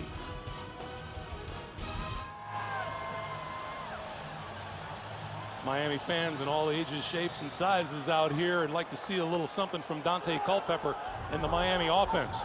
If I was filling out the suggestion box, I'd go back to the no-huddle offense. They were able to move the football with the no huddle in the first half, and that's Lee Suggs across the 35 to the 37-yard line. Dante Culpepper is 0 for his last 3 passes after starting the game 11 of 12, and here's the no huddle. And it's they've got to shake it up somehow. It was about the only life they showed in the first half. They moved the chains. They didn't get any points out of it, but at least they showed some life. So why not give it a whirl? From the shotgun, and a give to Suggs.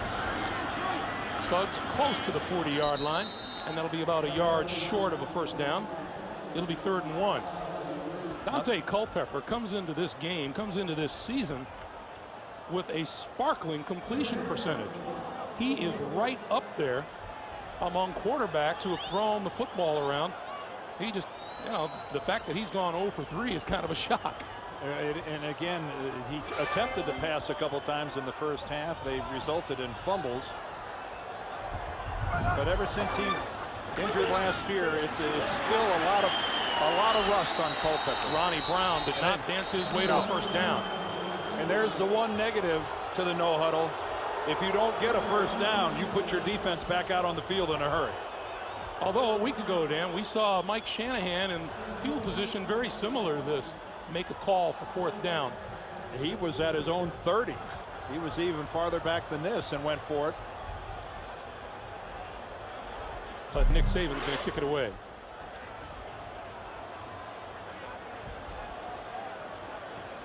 Roscoe Parrish deep for the punt from Donnie Jones.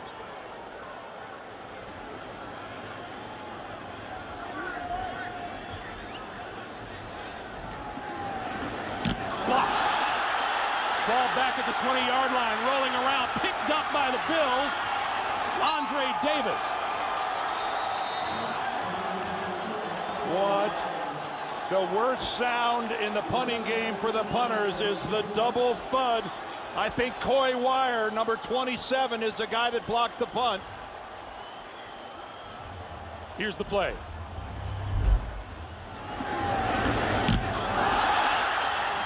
That was Coy Wire. He didn't know where the ball went. He's coming right inside left. A breakdown in Miami's protection, and how many other things can go wrong for the Dolphins. And again, their defense put in horrible field position. Special teams, a source of pride for the Buffalo Bills. Willis McGahee on the carrier. One of the familiar names around the league and coaching ranks, Bobby April, the special teams coach for Buffalo, and even Mike Mularkey told us they take great pride in their special teams play. Well, and if you're a young football team, if you're a young team, it's one of the things, there's Bobby April right there.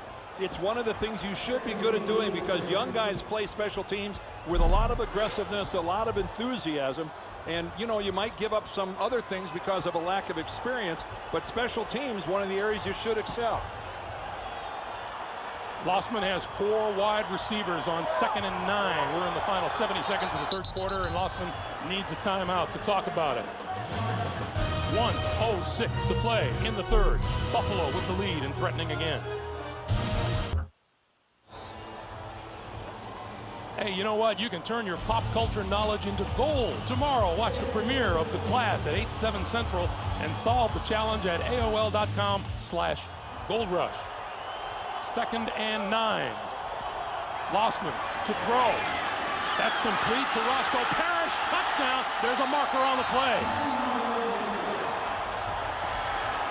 It's going to go against Buffalo. Number 82. Offense. 10-yard penalty. It's still 2nd down. Pass interference against the Bills on the far side of the field. And it's against Josh Reed. There's Josh Reed lined up in the slot. They're going to say that he's making contact downfield while the ball is in the air. The key is that the ball was still in the air when he was making contact. That is offensive interference.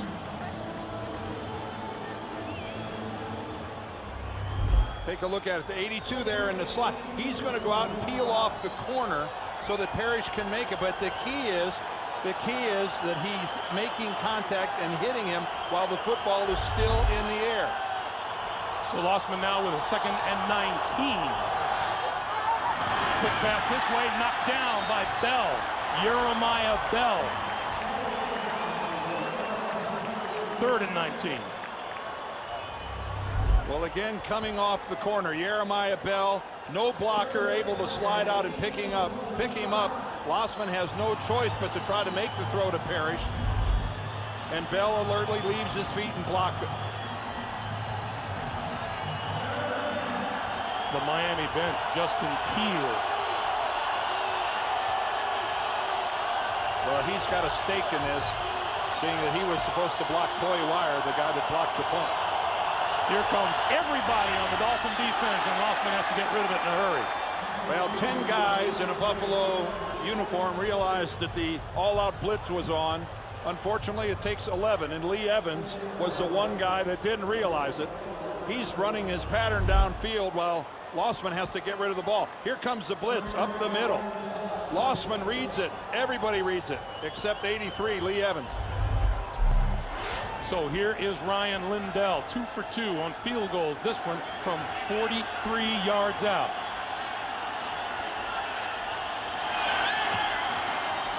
And that one is good. The Bills taking advantage of every opportunity. Not so the Miami Dolphins. 48 seconds to play in the 3rd, and it's a 16-0 lead. Again, the Miami defense put in awful field position, effectively did their job forcing Buffalo to kick a field goal. Yeah, they benefited from having that touchdown called back, but still.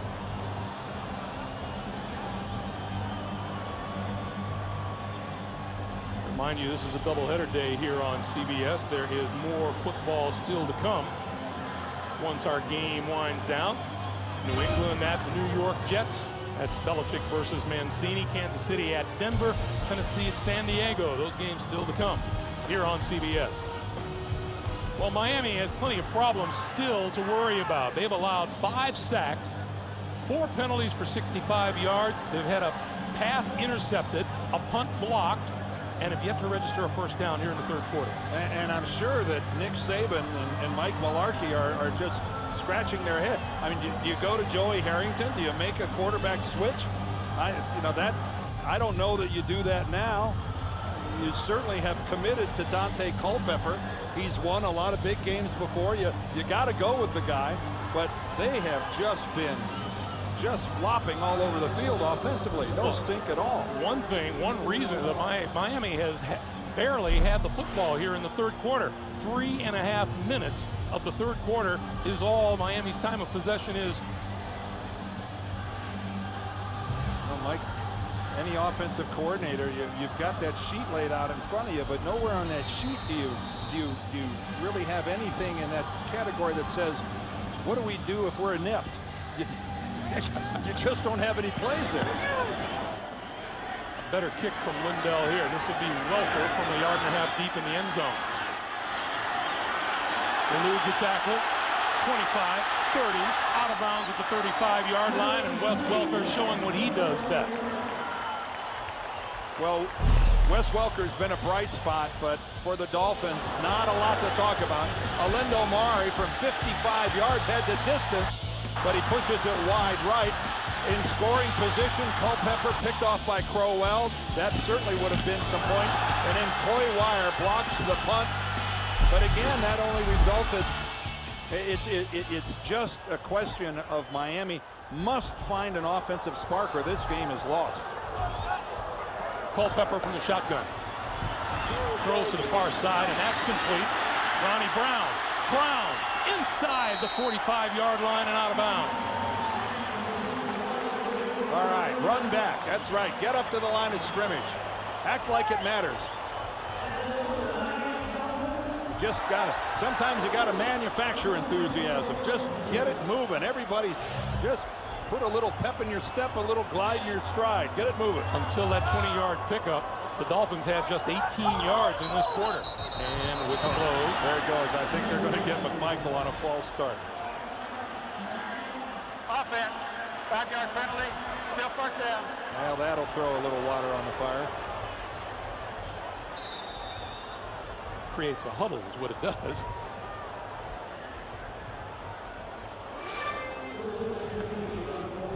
Clock is running, and it appears time will run out before the Dolphins can get a snap off here.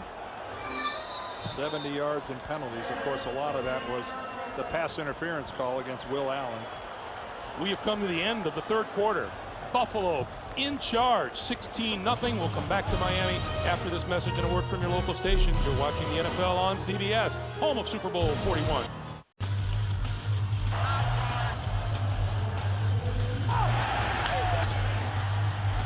Lossman throwing, touchdown. Lossman connects for his first touchdown pass of this NFL season. Back to start the fourth quarter on 1st and 15. Culpepper pulls it down. Running out of time, and he is down at about the 47-yard line. Chris Kelsey. And how is a defense with all these rookies just taking away Dante Culpepper's options as effectively as they are? You can't pass enough praise along to Perry Fuel, the defensive coordinator of the Bills, and this young lineup he's throwing at the Dolphins. As you saw, not since 2004 season against the Rams that Miami allowed this many sacks. 6 of them. Far side, complete and out of bounds inside the 40-yard line. That's to Marty Booker. Great job by Culpepper standing in the pocket. He knew the blitz was coming. He's going to take a shot, but he stands tall and goes ahead and delivers a strike. London Fletcher right in his face and drops him. That might have been the best looking passing play that Miami's run all day. Good sharp throw, good pattern. And the big pickup makes it a very manageable 3rd and 6 for Culpepper.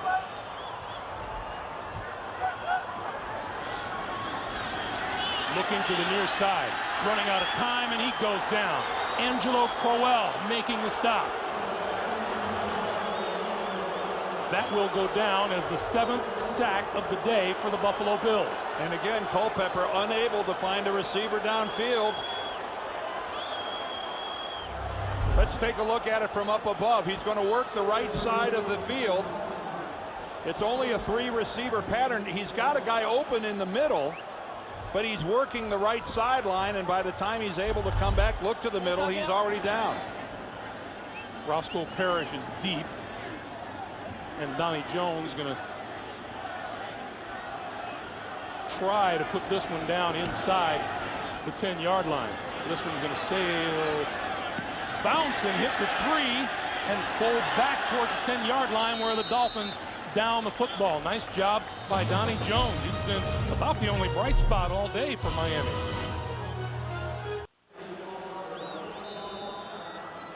As the Miami defense looks at an opportunity now with Buffalo starting just inside their own 10-yard line. J.P. Lossman has been quietly efficient today. 4 out of 6 in the second half. Throwing only when he has had to throw. Willis McGahee has been doing the bulk of the work on the ground. Out to about the 14-yard line. Well, you know that Dick Duran has talked to his Buffalo team about finishing. They had the lead against New England last week, and look how it turned around for them in the fourth quarter. There's the fourth quarter stats. 4 penalties on the Bills for 33 yards, and New England had the ball, and then of course they lost the game on a safety as Lossman gets caught in the end zone. You know Dick is hammered at home.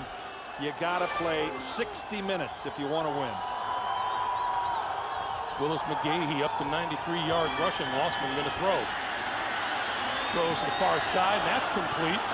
Peerless Price out of bounds. Time for an NFL Today update. Let's get to JB in New York. Hey, Greg and Dan, as we take a look at Rex Grossman tossing his 4th touchdown of the day, 2nd to John Gilmore for a 31-7 Bears lead. Keep in mind, the Bears averaged 16 points a game last season. 57 points through 2 games so far. Back to Greg and Dan. Hey, thanks, JB. Those Chicago Bears, formerly under the guidance of Dick Duran, showing they mean business, at least in their first 2 outings so far this season. Dick must be conflicted when he watches a game like that because he played for the Lions. 3rd and 3. Whistles blow. And they're going to back the Bills up on this one. False start, number 69, offense, stop-yard penalty, still 3rd down. Left tackle Mike Gandy, a former Chicago Bear, now in his 2nd season with the Bills. All right, Greg, here's a little litmus test as far as J.P. Lossman and what the coaches feel in terms of confidence. What do we got, a 3rd and 8 or 9 here, backed up to his own goal line. We'll see what kind of, how much are they going to trust him with a downfield throw? Well, he's going to start from the shotgun. Quick flip out here. McGahee looking for running room. Waits for his block. Nice patience out across the 15 to about the 17-yard line, but that's still short of a 1st down. Vonnie Holliday, first time we've called his name today. Well, again, a very safe throw. It's pretty easy to see the game plan that they have worked out for J.P. Lossman.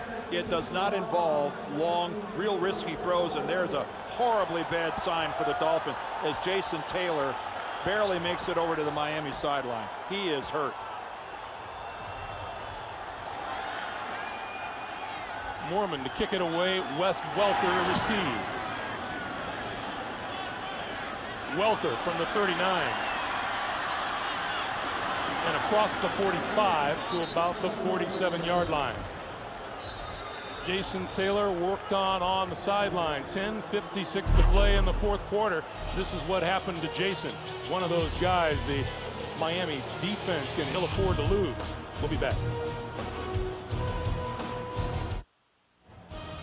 The NFL on CBS is sponsored by Chrysler. Inspiration comes standard. Verizon Wireless. And by TGI Fridays restaurants with 7 radically different appetizers. Everyone could use more Fridays.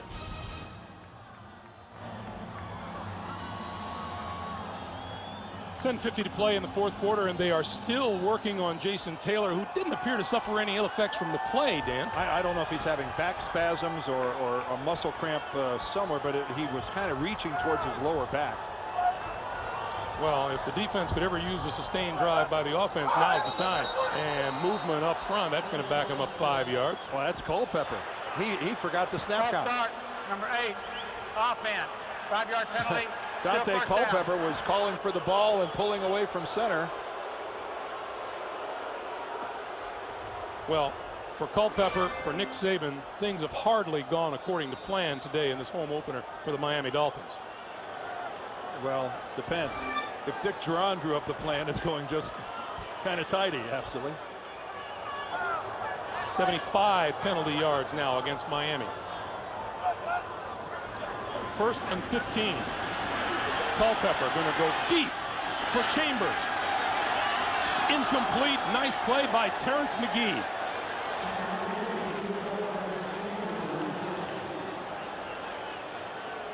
Well, you can't blame Culpepper for trying to go to his #1 guy to see if he can make a play, but look at the coverage by McGee and look how he goes back and plays the football all the way. That is textbook as to how a corner plays the receiver halfway down the field and then turns and plays the football.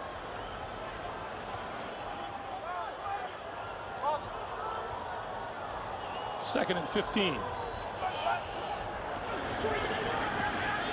Culpepper throws near side, incomplete.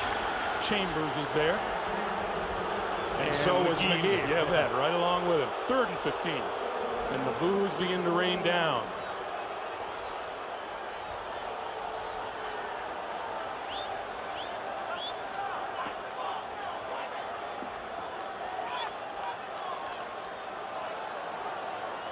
Dante Culpepper started the day 11 out of 12 throwing the football. He's just 2 out of 7 since then.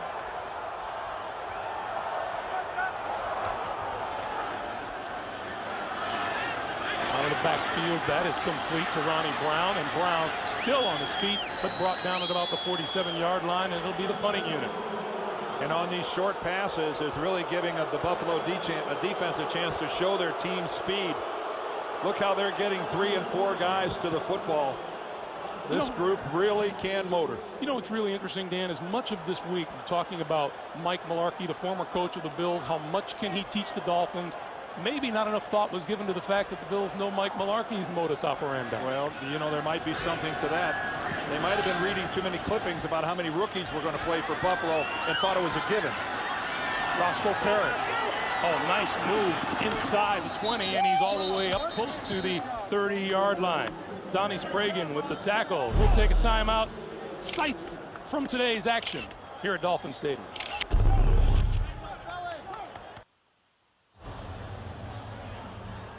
Cramp or no cramp, things have been resolved enough for Jason Taylor to be back out on the field. Trying to get his guys. They've got to come up with a big play. If offensively we're not doing it, let's see if we can't do it ourselves.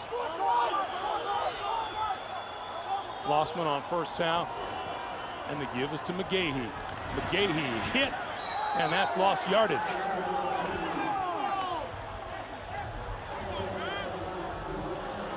And McGahee still on the ground.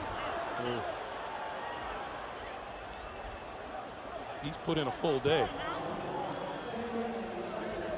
Lost a yard on the play at 2nd and 11, and he's going to take a breather. Yeah, initially, when lying there on his back, you worry about it a little bit, but he's fine. 92-yard day on the ground for him. And Ronnie Brown has been the only consistent offensive player. Here's a quick pass out into the flat. Roscoe Parrish, and Parrish across the 30 to about the 33-yard line, where Zach Thomas makes the stop. Whatever you thought about this game coming in, Dan, this wasn't it. No, this is not played to form. You really thought that Miami would find a way to exploit, first of all, the 2 rookie safeties that Buffalo was going to start, and I'm not sure that anyone could have anticipated that as much football as we have played, that Miami has a goose egg on the scoreboard. They haven't played like rookies out there. No, they have not. Lossman, will he put it in the air on 3rd and 7? He's going to roll right, throw right. That's complete to Reed. Reed diving for the first down and appears to have it at the 40. Greg, can one play set the tone for the entire day? But you think to the pass on the first possession that Culpepper attempts to throw, and it just comes out of his hand, and you know, there it goes. And that is really, has that been symbolic of Miami's entire offensive day? With Nick Saban probably on the sideline going, oh no. 7:45 and the clock is moving. 1st and 10, quick pass, and that's complete. Midfield and then some. Inside the 40 to the 41, 45 to the 41-yard line. And let's get an update from New York and JB. Hey, Greg, take a look at this here. Eli Manning hooking up with Plaxico Burress. Nice play. Burress has it stripped from behind. The Eagles had a chance at the loose ball, but a hustling Tim Carter recovers in the end zone. 24-14 Eagles. The 2 touchdown drives of the Giants account for 155 of their 173 total yards. Back to Greg and Dan. All right, JB, thank you. The 2 teams most figure will fight it out for the NFC East crown. Miami is blitzing on every down. McGahee hit. Marker flies. Let's check the penalty with Walt Anderson. Holding, number 76, offense, 10-yard penalty, still first down. That's Tutin Reyes, the 7th-year left guard for Buffalo. And the play of the Dolphins has the home fans rising to their feet and heading for the exits. Well, they just haven't had anything to hang their hat on. There's been precious few signs of optimism other than the fact that their defensive team continues to scrap. What's new about that? We've been watching this group do that for a decade. But the great expectations that have been there for the offense just haven't materialized today. first and long. McGahee dodges a tackler in the backfield, can't dodge them all though. He's down to the 45-yard line, and let's get back to JB in New York for another update. Hey, Greg, you and Dan will love this one. Dan is an old lineman. Take a look at Andrew Walter here of the Raiders. Fumbles the ball, has it stripped, picked up by number 97, Kelly Gregg. Hey, Dan, he's listed at 6'3", 310, more like 345. Look at him. He's petering. He's petering out. Ray Lewis takes it from him and goes, the field goal is good. But, Dan, I can say that because I'm a big guy too, Dan. Back to Greg and Dan. You know, Kelly Gregg could have told Ray, hey, I could have run it out of bounds. Get the oxygen bottle. 2nd and 23, Losman. Losman looking, gonna run it. Midfield and out of bounds at the Miami 45-yard line. That is fun when a defensive lineman gets the ball like that and away they go. That's pretty good. Fun for who? Well, it's fun to watch, I think. Dante Culpepper's day. You'd say 14 for 20. Boy, that is really a productive afternoon. That's the statistics there are a little misleading. You betcha. In fact, they're a lot misleading. 3rd and long for Losman and the Bills. Quick pass out here to Peerless Price. Price to about the 35-yard line. That'll be about 4 yards short of a first down.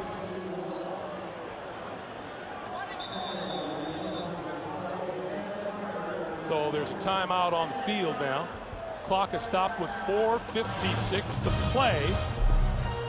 And Buffalo in charge. The NFL on CBS is sponsored by IBM. What makes you special? And by McDonald's.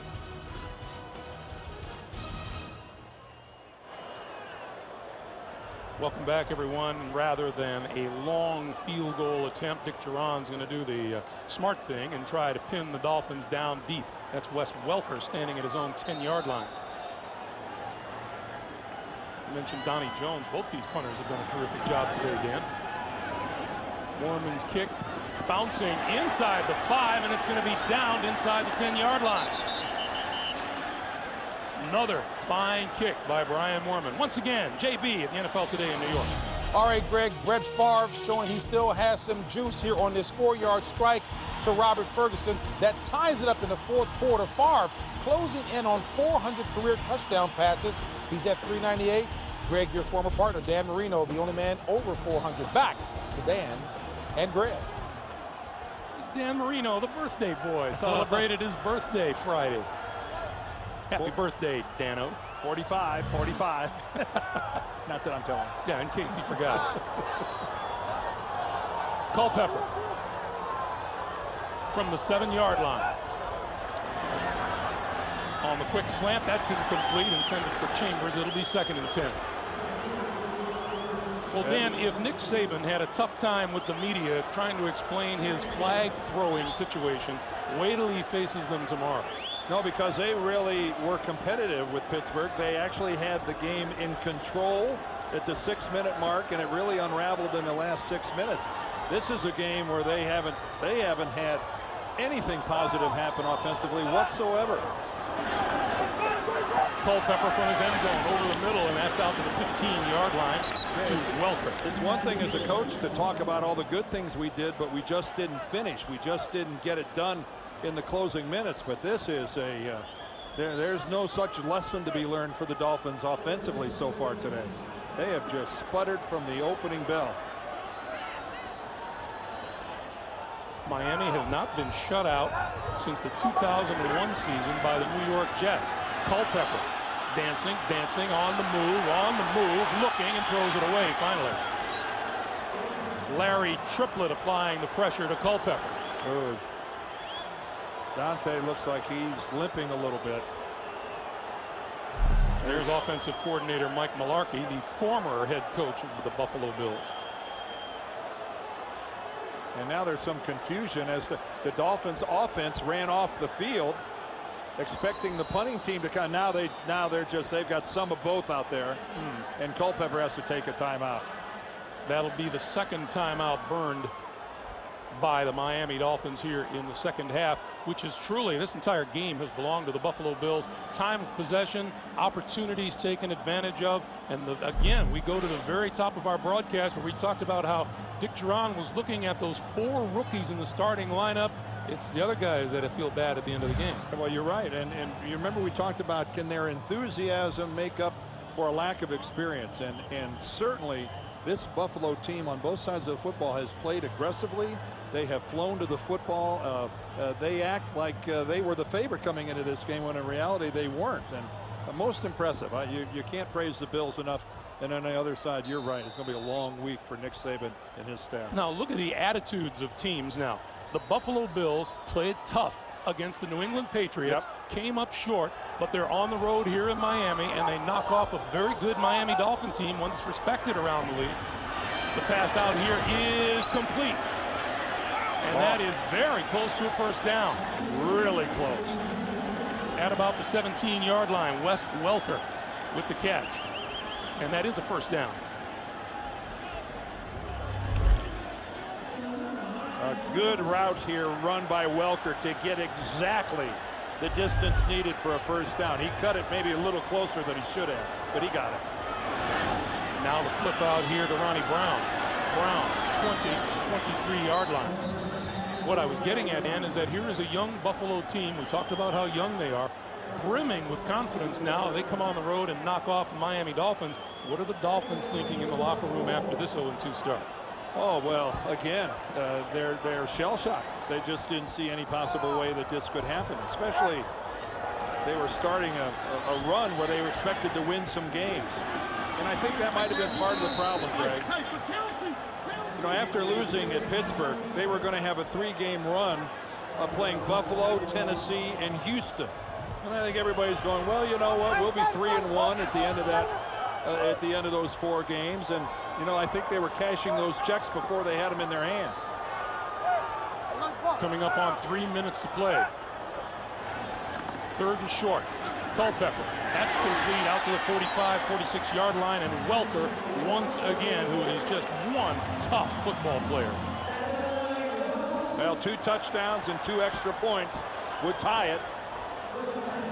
So it's a 2-possession game. Some of you Miami folks are going, what game has he been watching? But statistically, that's what it is. There's Chambers inside the 30-yard line, and that's a first down. Clock continues to move. 2:26, 2:25. That's a 26-yard pickup.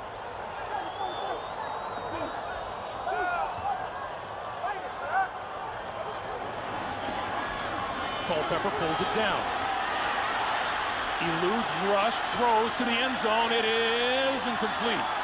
Overthrown, intended for Derek Hagan, the rookie out of Arizona State, and the rookie Co Simpson was right there with it. Boy, a nice job by Dante Culpepper of getting away from Aaron Schobel.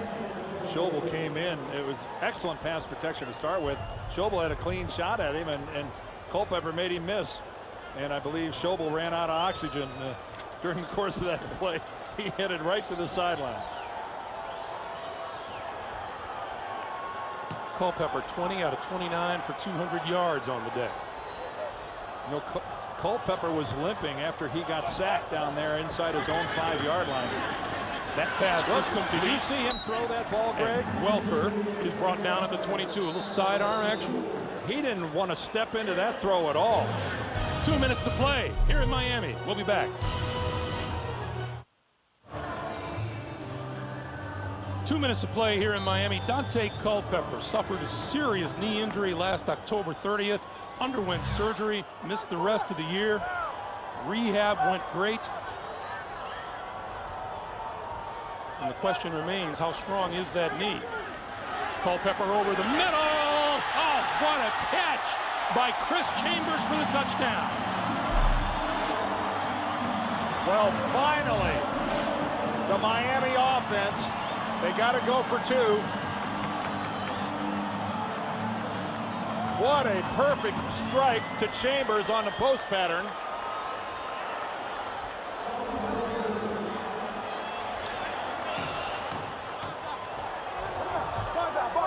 Dante Culpepper's first touchdown pass of the season.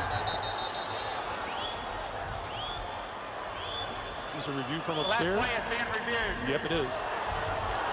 Being reviewed upstairs, automatic in the last 2 minutes of the half. And wonderful, they're looking at it. Wonderful pass protection. Chris Chambers lays out for the ball, pulls it into himself. Never touched the ground. Looks like a catch to me. Looks also like a magnificent catch by Chambers. Look at him lay out for that football. That is beautiful. That's just beautiful.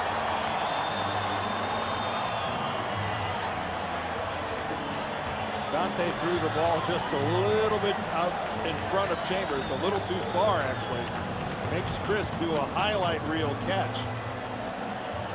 And the official upstairs is doing the right thing. Take a look at it. You want to be sure. But boy, that was nice. After you've done your butt, and a touchdown. Culpepper's first touchdown pass of the season, Chambers' first touchdown catch, and I'm sure even Dick Duran can appreciate that play. And maybe more importantly for Miami, he was able to step into that throw and throw it. It looked like his leg was hurt after a tackle by Larry Triplett, but he really stepped into that one and put something on it. So good news there. Ronnie Brown in the backfield with Culpepper. Going to roll right, throw right, it's incomplete. Dante Whitner, the rookie safety, and the first round draft pick, stepped in front of it and knocked it away. Well, one of the reasons you're a #1 draft choice is because you have great closing ability, great speed to the football, and that's where Dante Whitner shows that he's got that 2- and 3-step burst.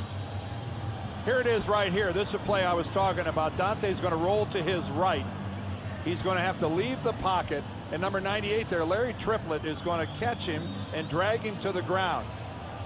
And right there, when he got up and walked back to the huddle, and this was a throw I thought that looked really awkward. Look how he doesn't want to step into it at all.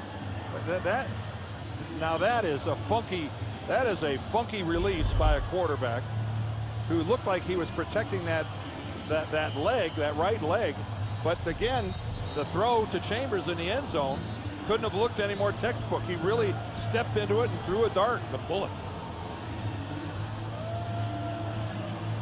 Now, 1:54 to play. Well, they really needed that 2-point conversion to make this onside kick attempt a real knee knocker.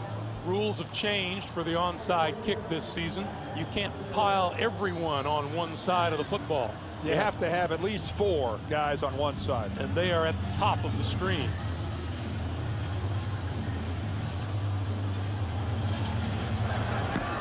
All right, bounces it off the turf, and it comes down in the hands of Robert Royal, the tight end.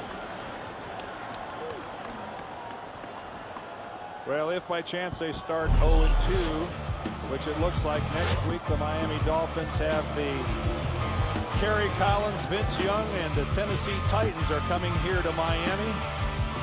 This was going to, I think, going to be one of those games that the Dolphins fans were just chalking up as another win on their way to that 3-1 start we were talking about. And the Buffalo Bills have they have tossed the proverbial wrench into that gear. And the Tennessee Titans, incidentally, are playing the San Diego Chargers later today here on CBS for some of our viewers. Buffalo with 2 timeouts remaining, Miami with 1, and Lossman looking to just run time off the clock. McGahee inside the 45-yard line, but just barely, and timeout is called. So the Dolphins are out of timeouts. Meanwhile, Buffalo meets the New York Jets. Yeah, there's Chad Pennington, and his comeback really looks good. What an opening week he had. It was really exciting to see Chad come back from the shoulder surgery. 24 of 33. Look at that. That is a great outing. And they'll be playing the New England Patriots for some of our viewers later here on CBS. You know, only once since 1988 have the Miami Dolphins started a season 0-2. And that was 2 years ago when they finished 4-12.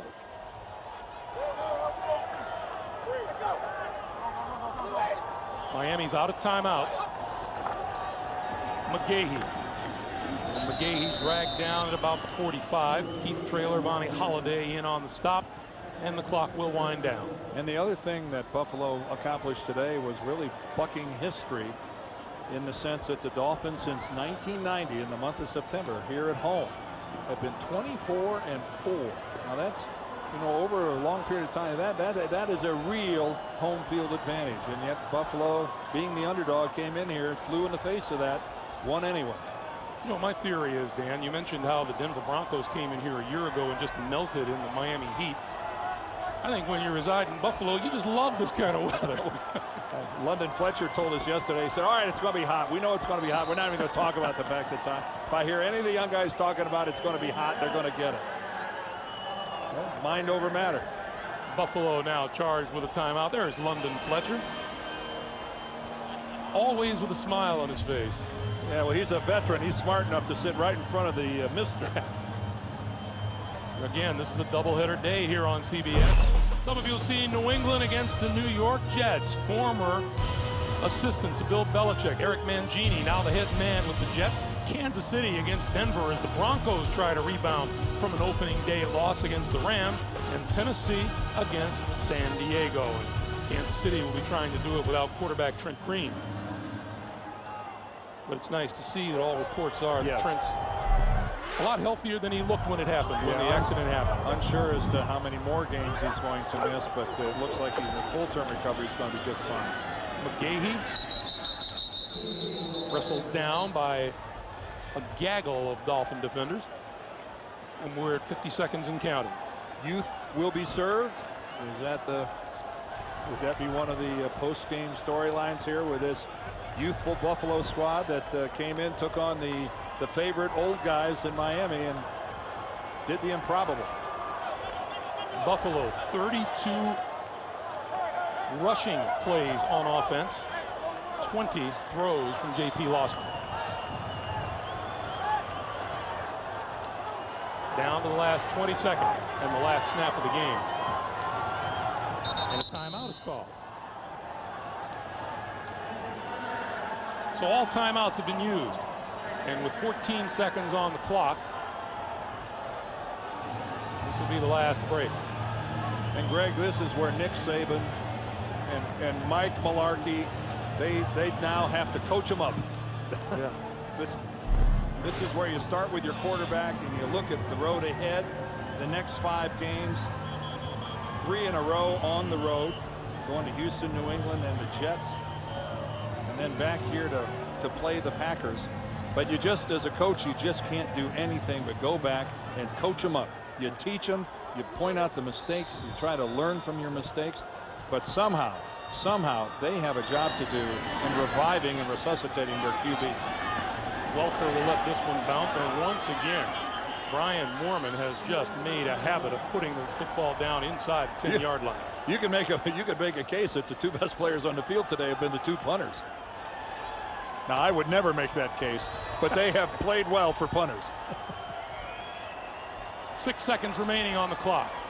You know what this goes to show, Dan? You just can't point to a spot on the schedule and say, no, we should have this one. This one we should win. No.